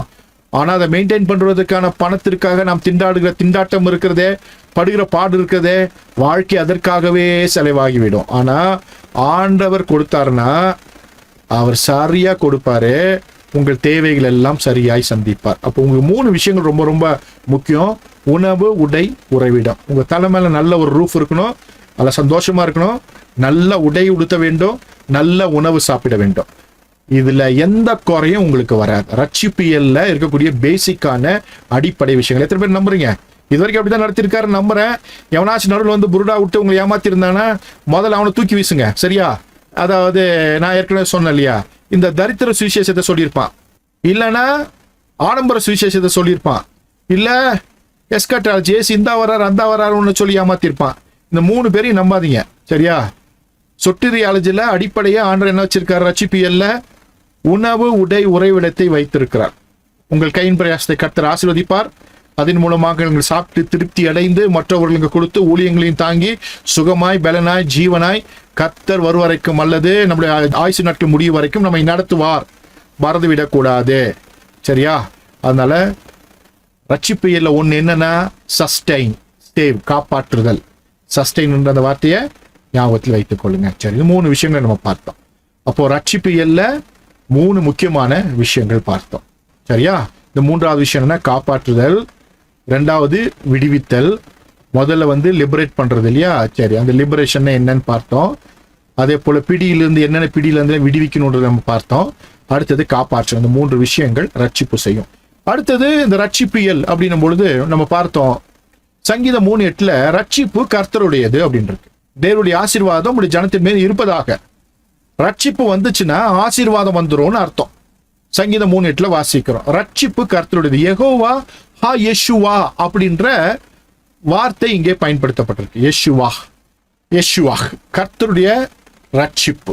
யெகோவா ஹா யெஷுவா அப்படின்னா கர்த்தருடைய ரட்சிப்பு. ரட்சிப்பு கர்த்தருடையது. அவருடைய பேரே யெகோவா ஹா யெஷுவா தான். முன்னால் நம்ம பார்த்தோம் புதிய ஏற்பாட்டில் இல்லையா? மோஷியாக், யெகோவா, யெஷுவா, ஹா மஷியாக். சங்கீதம் 3:8 அங்கேயே இருக்கு, அழகா இங்க இருக்கு. யெகோவா ஹா யெஷுவா அப்படின்றது அவர் தான் உங்களுடைய ரட்சிப்பு. அந்த ரட்சிப்பு தான் புதிய ஏற்பாட்டுல ரட்சகர் அப்படின்ற பேர்ல வந்தார். அந்த ரட்சிப்பு யெகோவா ஹா யெஷுவா தான் புதிய ஏற்பாட்டுல யெஷுவா ரட்சகராக வந்தார். அப்ப நமக்கு இன்னைக்கு எப்படிப்பட்டவரா இருக்காருன்னா, புதிய ஏற்பாட்டுல கர்த்தராகிய இயேசு, ரட்சிக்கிற யெகோவா, யெகோவா யெஷுவா, யெகோவா யெஷுவாவாக இருக்கிறார். நிறைய விஷயங்களை பேச வேண்டியது இருக்கு இல்லையா?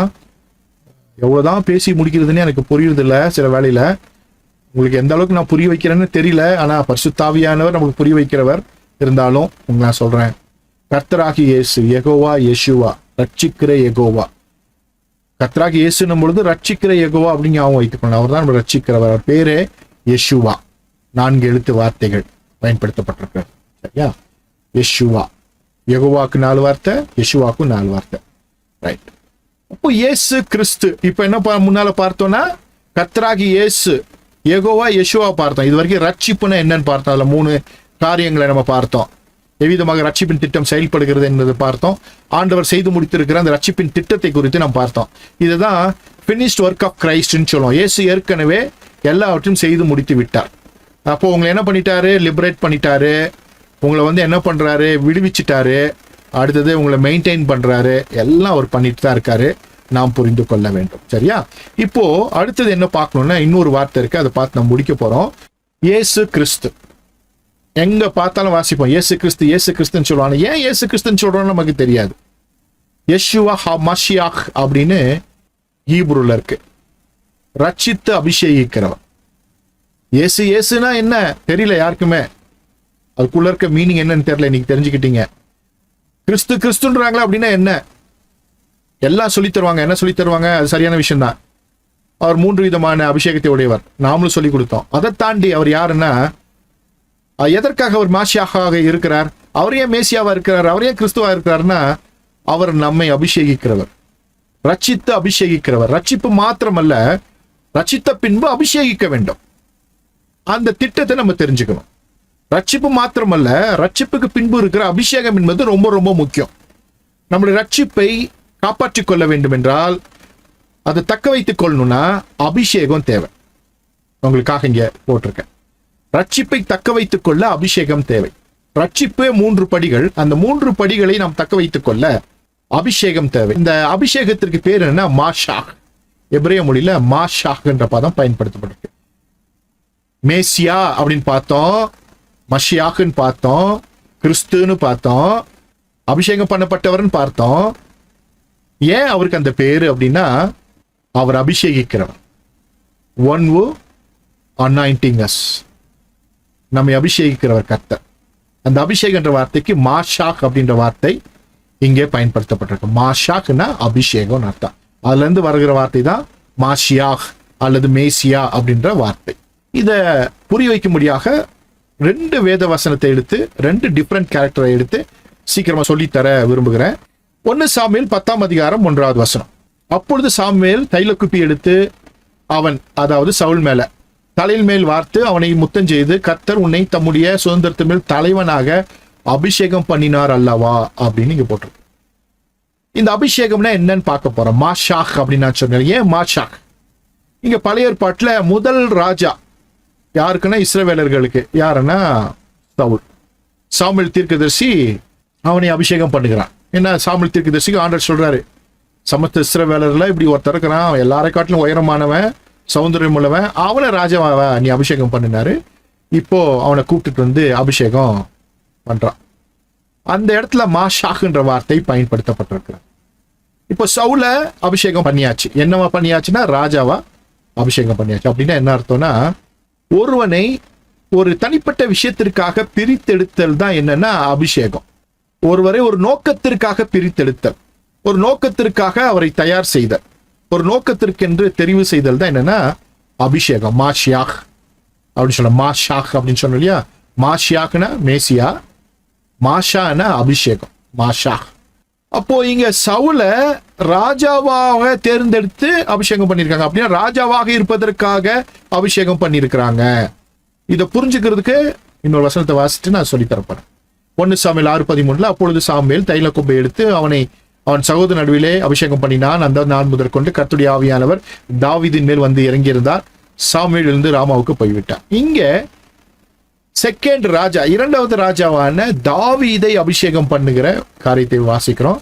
அங்கேயும் மாஷாக் என்ற வார்த்தை, அபிஷேகம் என்ற வார்த்தைக்கு மாஷாக் என்ற வார்த்தை பயன்படுத்தப்பட்டது. அப்போ இந்த ரெண்டு பேரையுமே ராஜாவாக இருப்பதற்கு, ஜனங்களை ஆளுகை செய்வதற்கு, ஒரு பவர்ஃபுல்லான ஒரு பொசிஷனுக்கு கொண்டு வருவதற்கு அபிஷேகம் தேவைப்படுகிறது. எதற்காக? ஒரு பவர்ஃபுல்லான ஒரு பொசிஷன், ராஜாவா இருந்து எல்லாத்தையும் நடத்துவதற்கு இந்த அபிஷேகம் தேவைப்படுகிறது. இந்த ரெண்டு வசனத்தை உங்களுக்காக நான் போட்டேன். அதே போல இந்த உலகத்துல தேவனுடைய பிள்ளைகளாக இருந்து வாழ்ந்து நித்திய ஜீவனை பெற்றுக்கொள்வதற்கு அபிஷேகம் தேவை. எதற்கு தேவை? தேவனுடைய பிள்ளைகளாய் இருப்பதற்கு அபிஷேகம் தேவை. ரட்சிக்கப்படுதல், ரட்சிப்பின் திட்டம் வேறு. அந்த திட்டத்திலிருந்து, அந்த திட்டம் நிறைவேறின பின்பு அந்த ரட்சிப்பை தக்க வைத்துக் கொள்ளுதல் ரொம்ப ரொம்ப முக்கியம். இந்த ரட்சிப்பை தக்க வைத்துக் கொள்ளுதல் தான் அதிகாரங்களையும் ஆளுகைகளையும் தருகிறது, நம்மை வாழ வைக்கிறது, நம்முடைய நோக்கத்தை நிறைவேற்ற வைக்கிறது. தேவன் நம்மை குறித்து வைத்திருக்க அந்த நோக்கத்தை நிறைவேற்ற வைக்கிறது. இங்கே கர்த்தர் 2 பேரை ராஜாவாக தெரிந்து கொண்டார். 2 பேரையும் மாஷாக் பண்றாங்க, அபிஷேகம் பண்றாங்க. இப்போ நீங்களும் நானும் மாஷாக் பண்ணப்பட்டிருக்கோம். எத்தனை பேர் நம்புறீங்க? அபிஷேகம் பண்ணப்பட்டிருக்கீங்க தானே? பரிசுத்த ஆவியானவரால அபிஷேகம் பண்ணப்பட்டிருக்கிறீங்க. அது உண்மையா இல்லையான்னு நீங்க தான் எனக்கு சொல்லணும். You are all anointed one அப்படின்னு நான் கிறிஸ்துவுக்குள் விசுவாசிக்கிறேன் என்றால் நம்மை அபிஷேகம் பண்ணுகிறவர் கிறிஸ்துவே, வேறு யாரும் நம்மை அபிஷேகம் பண்ண முடியாது. நம்மை அபிஷேகம் பண்ணுகிறவர் கிறிஸ்துவே, நம்மை அபிஷேகம் பண்ணி இருக்கிறார் என்று விசுவாசிக்கிறேன். அப்போ அபிஷேகம் என்பது மாஷாக், அபிஷேகிக்கிறவர் மாஷியாக். அபிஷேகம் மாஷாக், அபிஷேகிக்கிறவர் மாஷியாக், மேசியா அப்படின்னு நம்ம சொல்றோம். இப்போ இந்த 2 பேரும் அபிஷேகம் பண்ணப்பட்டாங்க. 2 பேருக்குமான நோக்கம் என்னன்னா ராஜாவாக இருப்பது. அபிஷேகம் உண்மை, ரட்சிப்பு உண்மை. ஏன்னா இஸ்ரவேல் ஜனங்களை எகிப்திலிருந்து ரட்சித்து கொண்டு வந்துட்டாரு, இப்போ அபிஷேகம் பண்றாரு. அப்படியே அதை யோசித்து பாருங்க. எகிப்திலிருந்து ரட்சித்து அந்த 3 திட்டங்களை நிறைவேற்றி அவர் ரட்சித்து கானான் என்கிற ஆசீர்வாதத்துக்குள்ள கொண்டு வந்துட்டாரு. இங்க வந்ததுக்கு அப்புறம் அவங்களை அபிஷேகிக்கிறார். அந்த திட்டத்தை கொடுத்து ஒவ்வொருவரையும் ஒவ்வொரு நோக்கத்துக்கு அபிஷேகிக்கிறார். அங்கே ஆசாரியர்களை ஏற்கனவே அபிஷேகம் பண்ணியிருந்தார், இப்போ ராஜாவை அபிஷேகம் பண்ணுகிறாங்க. அதுக்கு முன்னால தீர்க்கதரிசிகளும் அபிஷேகம் பண்ணப்பட்டவர்கள் இருந்தாங்க, இப்போ ராஜாவையும் ஒரு நோக்கத்திற்கென்று அபிஷேகிக்கிறாங்க. உங்களை என்னையும் பார்த்து வேதவசனம் சொல்லுகிறது, ராஜாக்களும் ஆசாரியர்களுமாக நீங்க இருக்கிறீங்களாமா, நீங்களும் நானும் இருக்கிறோமா. இப்போ நமக்கான அபிஷேகம் என்னன்னா ராஜாக்களுக்கான அபிஷேகம், ஆசாரியர்களுக்கான அபிஷேகம். நீங்கள் கர்த்தருக்கு முன்பாக ராஜாக்களும் ஆசாரியருமாக இருக்கிறீங்க. இப்போ இந்த ராஜா, 2 ராஜா, ஒன்னு சவுல் ராஜா, இன்னொன்னு தாவீது ராஜா. இவங்க 2 பேரை பத்தி இன்னொரு 2 வசனங்களை வாசித்தோம்னா உங்களுக்கு புரிஞ்சிடும். 1 சாமுவேல் 6:14 வாசிக்கும் பொழுது, சவுல் கர்த்தருக்கு பிரியமில்லாத காரியங்களை செய்து மனிதர்களை பிரியப்படுத்தி தேவ திட்டத்திற்கு எதிராய் நின்றபடினாலே, மனித பிரியனாய் ஆனபடினாலே, தனக்கடாத வேலைகளில் அவன் தலையிட்டபடினாலே கர்த்தருடைய ஆவி சவுலை விட்டு நீங்கினார் அப்படின்றது. கர்த்தால வரப்பட்ட ஒரு பொல்லாத ஆவி அவனை கலங்க பண்ணி கொண்டிருந்தது. அப்போ அபிஷேகம் பெற்றுக்கொண்டா அது அப்படியே நிலைச்சிருக்குமானா, நிலைச்சிருப்பதும் இருக்காமல் இருப்பதும் நமது கரங்கள்ல இருக்குது. நமக்கு தேவையில்லாத வேலைகள்ல நம்ம தலையிட்டோம்னா நம்முடைய அபிஷேகம் நம்மை விட்டு போய்விடும். இன்னைக்கும் நிறைய பேர் மார்க்கம் தப்பி அலைகிற நட்சத்திரங்களாக அலைந்து கொண்டிருக்கிறாங்க. நிறைய ஊழியக்காரங்க அபிஷேகம்லாம் பெற்றவங்க இன்னைக்கு அபிஷேகம் இல்லை, ஆனா பொல்லாத ஆவியினால தீர்க்க தரிசனம் சொல்லிட்டு இருக்கிறாங்க. செய்கைகள் எல்லாம் பொல்லாதவிகள், தீர்க்க தரிசனம் சொல்லிட்டு என்ன பண்றாங்க, ஈட்டி எடுத்து குத்திட்டு இருக்கிறாங்க. சவுல் தாவீதை பார்த்து சொன்னா, நீ பெரியவன், நீ இன்மேலும் பெரியவன் ஆயிருவ, நீ மேன்மை அடைஞ்சிருவ அப்படின்லாம் தீர்க்க தரிசனம் சொல்றான். அதே டைம்ல ஈட்டியை வச்சு அவனை குத்தவும் பாக்குறான். எத்தனை பேருக்கு புரிஞ்சுச்சு? நீ அவனை பத்தி ஆசீர்வாதமான காரியங்களை சொன்னவனா வந்தான், ஈட்டி எடுத்து குத்த பார்த்தவனா வந்தான். இப்போ இன்னைக்கு ஈஸியா புரிஞ்சுக்கிறதுக்காக உங்களுக்கு சொல்லி கொண்டிருக்கிறேன். நிறைய ஊழியக்காரங்க உங்களை பார்த்து நல்ல தீர்க்க தரிசன வார்த்தைகள்லாம் சொல்லுவாங்க. அது கர்த்தருடைய ஆவியினாலையா பொல்லாத ஆவியினாலையா அப்படின்னு நீங்க தெரிஞ்சுக்கணும். ஏன்னா அப்படி நல்ல வார்த்தையை சொன்னாங்கன்னா உங்களுக்கு எதிரான சதித்திட்டங்களை அவங்க செய்ய மாட்டாங்க. வாயில ஒன்று சொல்லுவாங்க, செய்கையில ஒன்று செய்வாங்க. அப்போ கண்டுபிடிச்சிக்கலாம். சரியா? இந்த அனுபவம் நிறைய பேருக்கு இருக்கும்னு நினைக்கிறேன். அப்போ அவங்கெல்லாம் கர்த்தரை விட்டு தூரம் போயிட்டாங்க. கர்த்தருடைய ஆவி சவுலை விட்டு நீங்கினார் அப்படின்னு இருக்கு. அதே போல இன்னைக்கு நிறைய பேருக்குள்ள இருந்து அபிஷேகத்திற்கு காரண கர்த்தராக இருக்கிற கர்த்தருடைய ஆவி வெளியே போயிட்டார். அப்போ அபிஷேகம் பண்ணப்படும் பொழுது என்ன நடக்குது? நமக்குள்ள பரிசுத்த ஆவியானவர் வருகிறார். எப்பொழுது நமக்குள்ள வருகிறார்? நாம் அபிஷேகிக்கப்படும் பொழுது. அதனாலதான் அபிஷேகம் என்பது ரொம்ப ரொம்ப வாழ்க்கையில முக்கியமான விஷயம். அன்றைக்கு சீஷர்கள் ரட்சிக்கப்பட்டவர்கள் தலை மீது கை வைத்து அவர்கள் அபிஷேகம் பண்ணினார்கள். பரிசுத்த ஆவியை அதனால் பெற்றுக்கொண்டார்கள். அப்ப நமக்குள்ள பரிசுத்த ஆவியானவர் இருப்பதுதான் நாம் அபிஷேகம் பண்ணப்பட்டதற்கான காரியமாக, அடையாளமாக, ஆதாரமாக இருக்கிறது என்பதை மறந்துவிடக்கூடாது. நமக்குள்ள பரிசுத்த ஆவியானவர் இருந்தா நாம் அபிஷேகம் பண்ணப்பட்டிருக்கிறோம். அப்படி இருந்தா நாம் மற்றவர்களுக்கு எதிரான சதி செயல்களை செய்ய மாட்டோம். கூட இருக்கவனுக்கு எதிராக நம்ம எதுவுமே செய்ய மாட்டோம். வாயில ஒன்றும் செய்கையில ஒன்று இருக்க மாட்டோம். இப்போ இந்த சவுல் கர்த்தரை விட்டு தூரம் போயிட்டான். பரிசுத்த ஆவியானவர் அவனை விட்டு நீங்கினார். அவன் பொல்லாதவனாய் நடந்து கொண்டான். அதே அடுத்தது சங்கீதம் 51:11 தாவீதின் சங்கீதத்துல என்ன சொல்லியிருக்குன்னா, உமது சமூகத்தை விட்டு என்னை தள்ளாமலும் உமது பரிசுத்த ஆவியை எங்களிடத்திலிருந்து எடுத்துக்கொள்ளாமலும் வரும். இங்க சொல்றான், பாவம் செஞ்சுட்டான். ஆனா உடனே சொல்றான், மன்னிப்பு கேட்டு சொல்றான், ஆண்டவரே உடைய பரிசுத்த ஆவியை என்னை விட்டு எடுத்துறாதீங்க. அவனுக்கு தெரியும் பரிசுத்த ஆவி அவனை விட்டு வெளியே போயிட்டா அவன் ராஜா இல்ல, இனிமேல் கூஜா. அவ்வளவுதான். கண்டம் போனவன அவனை அடிப்பான். சரியா? அபிஷேகம் தான் அவனை எல்லா துன்பத்திலிருந்து, துயரத்திலிருந்து, பிள்ளைகள் எதிராக வந்த பொழுது, ஜனங்கள் எதிராக வந்த பொழுது அவனை காப்பாற்றி சாகிற வரைக்கும் ராஜா வச்சிருந்தது அந்த அபிஷேகம் தான். எத்தனை பேருக்கு புரிஞ்சுச்சு? இப்போ சாகிற வரைக்கும் இந்த உலகத்துல நமக்கு அபிஷேகம் தேவை, பரிசுத்த ஆவியானவர் தேவை. எப்ப பரிசுத்த ஆவியானவர் நம்மளை விட்டு போயிடுவாரு? ஜனங்களுக்கு பிரியமாய் நடந்து கொள்ளும் பொழுது, ஜனங்களை நாம் எதிர்க்கும் பொழுது, தேவ ஜனங்களுக்கு எதிராக நிற்கும் பொழுது, தன் தோண்டித்தனமாய் நடக்கும் பொழுது பரிசுத்த ஆவியானவர் நம்மை விட்டு நீங்கி போகிறார். அதுக்கப்புறம் அசுத்தாவி வந்துடும். ஆனா பரிசுத்தாவினால உள்ள இவன் தீர்க்க தரிசனம் சொல்றானா, காரியங்கள் நடத்துறானா, அசுத்தாவியில் நடத்துறான்னு தெரியாது. அவனுக்கு தான் தெரியும். அவனுக்கே தெரியும். என்ன பண்ணுவான்? ஜனங்களுக்கு எதிராக செயல்படுவதை நாம் பார்க்க முடியும். உள்ளத்துல ஒண்ணு வச்சிருப்பான், வெளியே ஒண்ணு பேசிட்டு இருப்பான், நம்ம பார்க்கிறோம். அப்போ பரிசுத்தாவி நம்மை விட்டு போய்விடக்கூடாது என்பதிலே கவனமாக இருக்க வேண்டும். இன்றைக்கு ஊழியக்காரர் என்று சொல்லுகிறவர்கள் பலருடைய இருதயத்துல பரிசுத்த ஆவியானவர் இல்லை. அப்படி இருந்தா ஜனங்களுடைய நல்வாழ்க்கைக்காக தங்கள் ஜீவனையே தருவார்கள், அதற்காக போராடுவார்கள். ஜனங்களை எதிர்க்க மாட்டாங்க, ஜனங்களை பயன்படுத்தி கொள்ள மாட்டாங்க, சக ஊழியக்காரனுக்கு எதிராக நிற்க மாட்டாங்க. இன்னைக்கு சர்ச்சுக்கு எதிராக வரவங்க எல்லாம் யாருன்னா புறஜாதி மார்க்கத்தார் கிடையாது. நம்ம ஆளுங்க உள்ள இருக்கவனே தான் சொல்லி கொடுக்கலாம். நிறைய அனுபவங்கள் இருக்கிறதெல்லாம் சொல்றதுக்கு இப்ப டைம் இல்லை. எனவே கவனமா இருக்க வேண்டும். அபிஷேகிக்கிற கிறிஸ்துவின் மூலமாக நாம் அபிஷேகிக்கப்படும் பொழுது பரிசுத்தாவியானவரை பெற்றுக்கொள்கிறோம். ஏன்னா ஒரு பேர மாஷியா, பரிசுத்தாவியானவர் தான் நம்முடைய அபிஷேகத்தை தக்க வைக்கிறவர். அந்த அபிஷேகம் நம்மை காப்பாற்று. அப்போ அவருடைய பேர் என்னன்னா அபிஷேகிக்கிறவர், மாஷியா. கிறிஸ்து, மேசியா, மாஷியா என்பதை நாம் அறிந்து கொள்ள வேண்டும். மாஷியா அவர் பேர். மேசியான் தமிழ் மொழியில் எழுதியிருக்கு, அபிஷேகிக்கிறவர். கிறிஸ்து அப்படின்னு கிரேக்க மொழியில போட்டிருக்கு, மாஷியா. உங்களை அபிஷேகிக்கிறவர், உங்களை ரட்சிக்கிறவர் யெஷுவா. உங்களை அபிஷேகிக்கிறவர் மேசியா. உங்களை ரட்சித்தவர் யெஷுவா. உங்களை அபிஷேகித்துக் கொண்டிருக்கிறவர் மாஷியா. உங்களுடைய அபிஷேகம் உங்களில் தங்கி இருக்கிறது, மறந்துவிடக் கூடாது. ஓகே, இப்போ இந்த மாஷியாக்கு இருந்தா மாத்திரம்தான் ஒரு முக்கியமான விஷயம் நமக்குள்ள நடக்கும். மாஷா ஒரு மிகப்பெரிய ஒரு மாற்றமும் தேவனுக்கு பிரியமான வாழ்க்கையும் இருக்கும். இங்கே வேதவசனத்தை வாசிக்கும் போது 1 யோவான் 2:20 நீங்கள் பரிசுத்தராலே அபிஷேகம் பெற்று சகலத்தையும் அறிந்திருக்கிறீர்கள். You know what is what. அபிஷேகம் உங்களுக்குள்ள வந்துருச்சு, பரிசுத்தரால் அபிஷேகத்தை பண்ணி பெற்றுட்டீங்க. சரி எது தப்பு எதுன்னு உங்களுக்கு நல்லா தெரியும். சவுலுக்கு சரி எது தப்பு எதுன்னு நல்லா தெரியும். அவன் விரும்பித்தான் தவறை செய்தான், மறந்துவிடக்கூடாது. அவன் ஜனங்களை பிரியப்படுத்த நினைத்தான். ஆசாரியர்கள் தான் பலியிடணும், போய் பலியிட்டான். தனக்கு தேவையில்லாத காரியங்களில் அவன் தலையிட்டான். யாராருக்கு என்னென்னவோ அதுதான். அதுக்கப்புறம் அழைப்பு இருக்கு, அழைப்பை பத்தி நீங்க பேச போறதில்ல. அழைப்பு நம்முடைய, அவன் தன்னுடைய அழைப்பிலே நிலைத்திருக்க கடவன். நம்முடைய அழைப்பு என்ன? அந்த அழைப்புல இருக்கு. சரியா?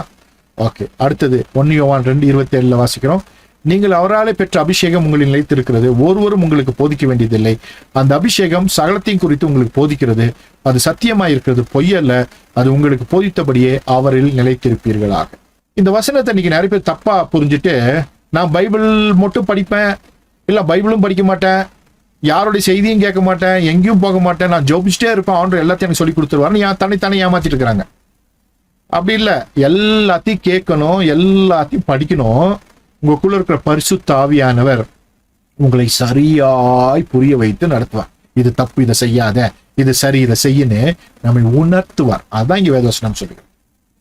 சகலத்தையும் குறித்து உங்களுக்கு போதிக்கிறது. எல்லாத்தையும் கேட்கும்போது இது தப்பு, இதை விட்டுரு, இதை சரி, இதை செய்ய, இதை நீ செய்யாத, இதை செய்ய, இது அவர்களுக்குரியது, இது உனக்குரியது அப்படின்னு எல்லாவற்றையும் புரிய வைக்கிறவர் யாருன்னா பரிசுத்த ஆவியானவர். அந்த அபிஷேகம் தான் உங்களுக்கு புரிய வைக்கிறது. வேதத்தை வாசிக்கணும், உலகங்களை புரிந்து கொள்ள வேண்டும், மாற்று மதங்களை தெரிந்து கொள்ள வேண்டும். உலகத்துல எல்லாத்தையும் தெரியும் பொழுது எது சரி, எது தவறு, எதை ஏற்றுக்கொள்ள வேண்டும், எதை விட்டுவிட வேண்டும், எதை எதிர்க்க வேண்டும் அப்படின்னா எல்லாம் பரிசுத்த ஆவியானவர் அந்த அபிஷேகம் நமக்கு சொல்லிக் கொடுக்கும். அபிஷேகத்திற்கு காரணகர்த்தராக இருக்கிற பரிசுத்த ஆவியானவர் நம்மை அபிஷேகித்து, அபிஷேகத்திற்கு காரணகர்த்தராக இருக்கிற பரிசுத்த ஆவியானவர் நம்மை அபிஷேகித்து நம்மை சகல சத்தியத்திற்குள் நடத்துவார். அப்ப சகல சத்தியத்திற்குள் உங்களை நடத்துவது எது?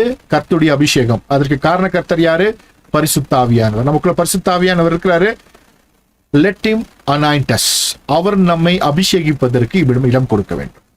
இப்போ நம்ம ஜெபம் பண்ண போறோம். இன்னொரு ஜெபம். ஆண்டவரே, நீர் எங்களை அபிஷேகிக்க வேண்டும். எத்தனையோ விஷயங்களை கேட்கிறோம். சில விஷயங்கள் சரியாய் போல தோன்றுகிறது, சில விஷயங்கள் தவறாய் தோன்றுகிறது, சில விஷயங்கள் குழப்பமாகி இருக்கிறது. அவங்க செய்யறது சரியா, இவங்க செய்யறது சரியான்னு தெரியல, நான் செய்யறது சரியான்னு தெரியல. சிலர் சொல்ற நியாயங்களை பார்த்தா அதுதான் நியாயமா இருக்கிற மாதிரி தெரியுது, சில சொல்ற அநியாயங்களை பார்த்தா அதுதான் அநியாயம் மாதிரி தோறுது. ஆனா எது சரி எது தப்புன்னுலாம் தெரியல. ஆண்டவரே, இந்த உலகத்துல வாழும்போது எந்த உபதேசத்தை கேட்கறது, இந்த உபதேசத்தை கேட்கறதா, அந்த உபதேசத்தை கேட்கறதா, டாக்டரினல் இஷ்யூ, சர்ச் இஷ்யூ, ஆண்டவரே எத்தனையோ பிரச்சனைகள் இருக்கிறது. நியாயப்படுத்தப்படுகிற பாவங்கள், நியாயப்படுத்தப்படுகிற அநியாயங்கள், இவையெல்லாம் கேட்கும் பொழுது எது நியாயம் எது அநியாயம்லாம் தெரியல ஆண்டவரே. ஆனா இங்க வேத வசனத்துல வாசிக்கிறோம், அந்த அபிஷேகம் சகலத்தை குறித்து உங்களுக்கு போதிக்கிறது, அது சத்தியமாய் இருக்கிறது, பொய் அல்ல, அது உங்களுக்கு போதித்தபடியே அவர்கள் நிலைத்திருப்பார்களாக வேதவசனம் சொல்லுது. எங்களுக்குள்ளாக வாசமாயிருக்கிற பரிசுத்த ஆவியானவரே, உங்களுடைய சன்னிதானத்துல வந்து நிற்கிறோம். எங்களை அபிஷேகம் பண்ணுங்கப்பா. எங்களை அபிஷேகம் பண்ணுகிறவர் நீர்தான். குமாரனாகிய இயேசு கிறிஸ்துவின் மூலமாக நாங்கள் ரட்சிப்பை பெற்று உண்மையை நாங்கள் பெற்றுக்கொண்டோம். அவர் மூலமாக பரிசுத்த ஆவியானவராகிய நீர் எங்களை ஆளுகை செய்து எங்கள் இருதயங்களில் வாசமாயிருக்கிறீர், எங்களை ஆட்கொண்டிருக்கிறீர் ஆண்டவரே. உண்மை நாங்கள் பயன்படுத்தாமல் பல வேலைகளை விட்டு விட்டிருக்கிறோம் ஆண்டவரே. இன்றைக்கு எல்லாவற்றையும் புரிந்து கொள்ள, எல்லாவற்றையும் மேற்கொள்ள, உம்மில் நிலைத்திருக்க உம்முடைய அபிஷேகம் தேவை ஆண்டவரே. தாவீதின் அபிஷேகம் எதிராளிகள் எல்லாம் வீழ்த்தினதல்லவா?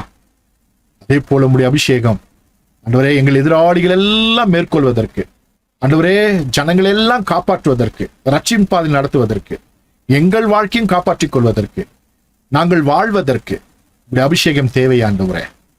நீர் மாட்சியாக பரிசுத்த ஆவியானவர் மூலமாக எங்களை அபிஷேகிக்கிறவர். இப்பொழுதும் எங்களை அபிஷேகிங்க பரிசுத்த ஆவியானவரே. உடைய அபிஷேகத்தால் மூடுங்க. வாக்குத்தத்தம் பண்ணப்பட்டவரே, குமாரனின் ஆவியானவரே, பிதாவின் ஆவியானவரே, உடைய அபிஷேகத்தால் எங்களை மூடும் ஆண்டவரே. உம்மை பயன்படுத்திக் கொள்ள எங்கள் கிருபை தாங்க ஆண்டவரே. தாவீது பயன்படுத்தினான் ஆண்டவரே, அதே போல நாங்களும் ஆண்டவரே உம்மோடு இணைந்து உம்முடைய அபிஷேகத்தை பயன்படுத்தி இந்த உலகத்தில் வாழ்வதற்கு கிருபை பாராட்டுங்க. உம்முடைய அபிஷேகத்தை பயன்படுத்தி பாவத்தை ஜெயிக்க, உம்முடைய அபிஷேகத்தை பயன்படுத்தி வியாதியை ஜெயிக்க, உம்முடைய அபிஷேகத்தை பயன்படுத்தி இந்த உலகத்தை ஜெயிக்க, உம்முடைய அபிஷேகத்தை பயன்படுத்தி இந்த மாம்சத்தை ஜெயிக்க, உம்முடைய அபிஷேகத்தை பயன்படுத்தி கண்களின் இச்சையை ஜெயிக்க, உம்முடைய அபிஷேகத்தை பயன்படுத்தி ஜீவனத்தின் பெருமையை ஜெயிக்க, உம்முடைய அபிஷேகத்தை பயன்படுத்தி மாம்சத்தின் கிரியைகளை ஜெயிக்க கர்த்தர் கிருபை பாராட்டுங்க. உடைய சன்னிதானத்தில் நாங்கள் வரும்பொழுதெல்லாம் எங்களை அபிஷேகம் பண்ணுங்க. இன்னைக்கு விசேஷமா உடைய சன்னிதானத்தில் வந்து இருக்கிறோம். எல்லாவற்றையும் மேற்கொள்ள பலன் அடைய உடைய அபிஷேகத்தால் எங்களை நிரப்புங்கப்பா. பரிசுத்த ஆவியானவரே, உடைய பிரசன்னத்தால் உடைய அபிஷேகத்தால் எங்களை மூடுங்க. எங்களை எதற்காக அழைத்தீரோ, குமாரன் மூலமாக நாங்கள் எதற்காக பிடிக்கப்பட்டோமோ அந்த நோக்கத்தை நிறைவேற்ற, எதற்காக நாங்கள் புத்திரர்களாய் இருக்கிறோமோ அந்த புத்திர சுவீகாரத்தை நிறைவேற்ற உடைய அபிஷேகம் எங்களுக்கு தேவை ஆண்டவரே. அபிஷேகிங்க ஆண்டவரே. எப்படி கிறிஸ்துவானவர் இந்த உலகத்திலே ஆண்டவரே ஜெயமாய் வாழ்ந்து எங்களுக்காக மரித்து உயிர் தெழுந்து திரும்ப வரப்போகிறீரோ, ராஜாவாகவே பிறந்து ராஜாவாகவே வாழ்ந்து ராஜாவாக மரித்து ராஜாவாக உயிர் தெழுந்து ராஜாவாகவே பரமேறி சென்று ராஜாவாகவே திரும்ப வரப்போகிறீரோ, அதே போல இவர்கள் யாவரும் ஆண்டவரே உமக்கு முன்பாக ராஜாக்களும் ஆசாரியர்களுமாக இருக்கிறாங்க. இந்த ராஜாக்களின் அபிஷேகம் பிள்ளைகளுக்குள்ளாக இருக்கட்டும் ஆண்டவரே. ஆண்டவரே, வாழும் பொழுது ராஜாக்களாக வாழட்டும் ஆண்டவரே. மரிக்கும் பொழுது ராஜாக்களாக மரிக்கட்டும். நீர் வரும்போது உயிர் தெழும் பொழுதும் ராஜாதி ராஜாவாகவே பார்க்க வருகிற ராஜாக்களாக உயிர் தெழட்டும் என்று நான் ஜெபிக்கிறேன் ஆண்டவரே. தோல்வியின் வாழ்க்கை அல்ல, பயத்தின் வாழ்க்கை அல்ல, விரக்தியின் வாழ்க்கை அல்ல, இழப்பின் வாழ்க்கை அல்ல, தரித்திரத்தின் வாழ்க்கை அல்ல, சுகபோகத்தின் வாழ்க்கை அல்ல, மரணப்பிடியின் வாழ்க்கை அல்ல, வியாதிப்பிடியின் வாழ்க்கை அல்ல, மனித பிடியின் வாழ்க்கை அல்ல, சாபப்பிடியின் வாழ்க்கை அல்ல, பிசாசின் பிடியின் வாழ்க்கை அல்ல. எல்லாவற்றையும் மேற்கொள்ளுகிற, எல்லாவற்றையும் ஜெயிக்கிற ஆண்டவரே மிகப்பெரிய ஒரு அபிஷேகம் பிள்ளைகளை மூடட்டும். ராஜாவின் அபிஷேகம். ராஜாவுக்கு மேற்பட்டவன் ஒருவனும் இல்லை ஆண்டவரே. அதே போல உம்முடைய பிள்ளைகளாக இவர்கள், உம்முடைய புத்திரராய் இருக்கிற இவர்கள் ராஜாக்களும் ஆச்சாரியர்களுமாய் இருக்கிறார்கள். ராஜாக்களின் அபிஷேகம், ராஜாவின் அபிஷேகம் பிள்ளைகளுக்குள்ளாக இருக்கட்டும் என்று நான் ஜெபிக்கிறேன். மேற்கொள்ளுகிற, அரசாளுகிற, ஆளுகை செய்கிற, உம்முடைய ராஜ்யத்தை கட்டுகிற ஆண்டவரே தகப்பனே, உம்முடைய ஊழியக்காரர்களாக, உம்முடைய வாயாய் ஆண்டவரே, உம்முடைய தீர்க்கதரிசிகளாய் ஆண்டவரே இந்த உலகத்தில் விளங்க கர்த்தர் கிருபை பாராட்டுகிறார். உம்முடைய நாமத்தை மைப்படுத்தும் ஆண்டவரே. இந்த நல்ல வேலைக்காய் நன்றி. இயேசுவின் நாமத்தினாலே பிதாவே. ஒரே ஒரு வசனத்தை வாசித்து நான் முடிக்க போகிறோம். சங்கீதம் 28:8 சொல்லுகிறது, கர்த்தர் அவர்களுடைய பெலன், அவரே தாம் அபிஷேகம் பண்ணினவனுக்கு அரணான அடைக்கலமானவர்.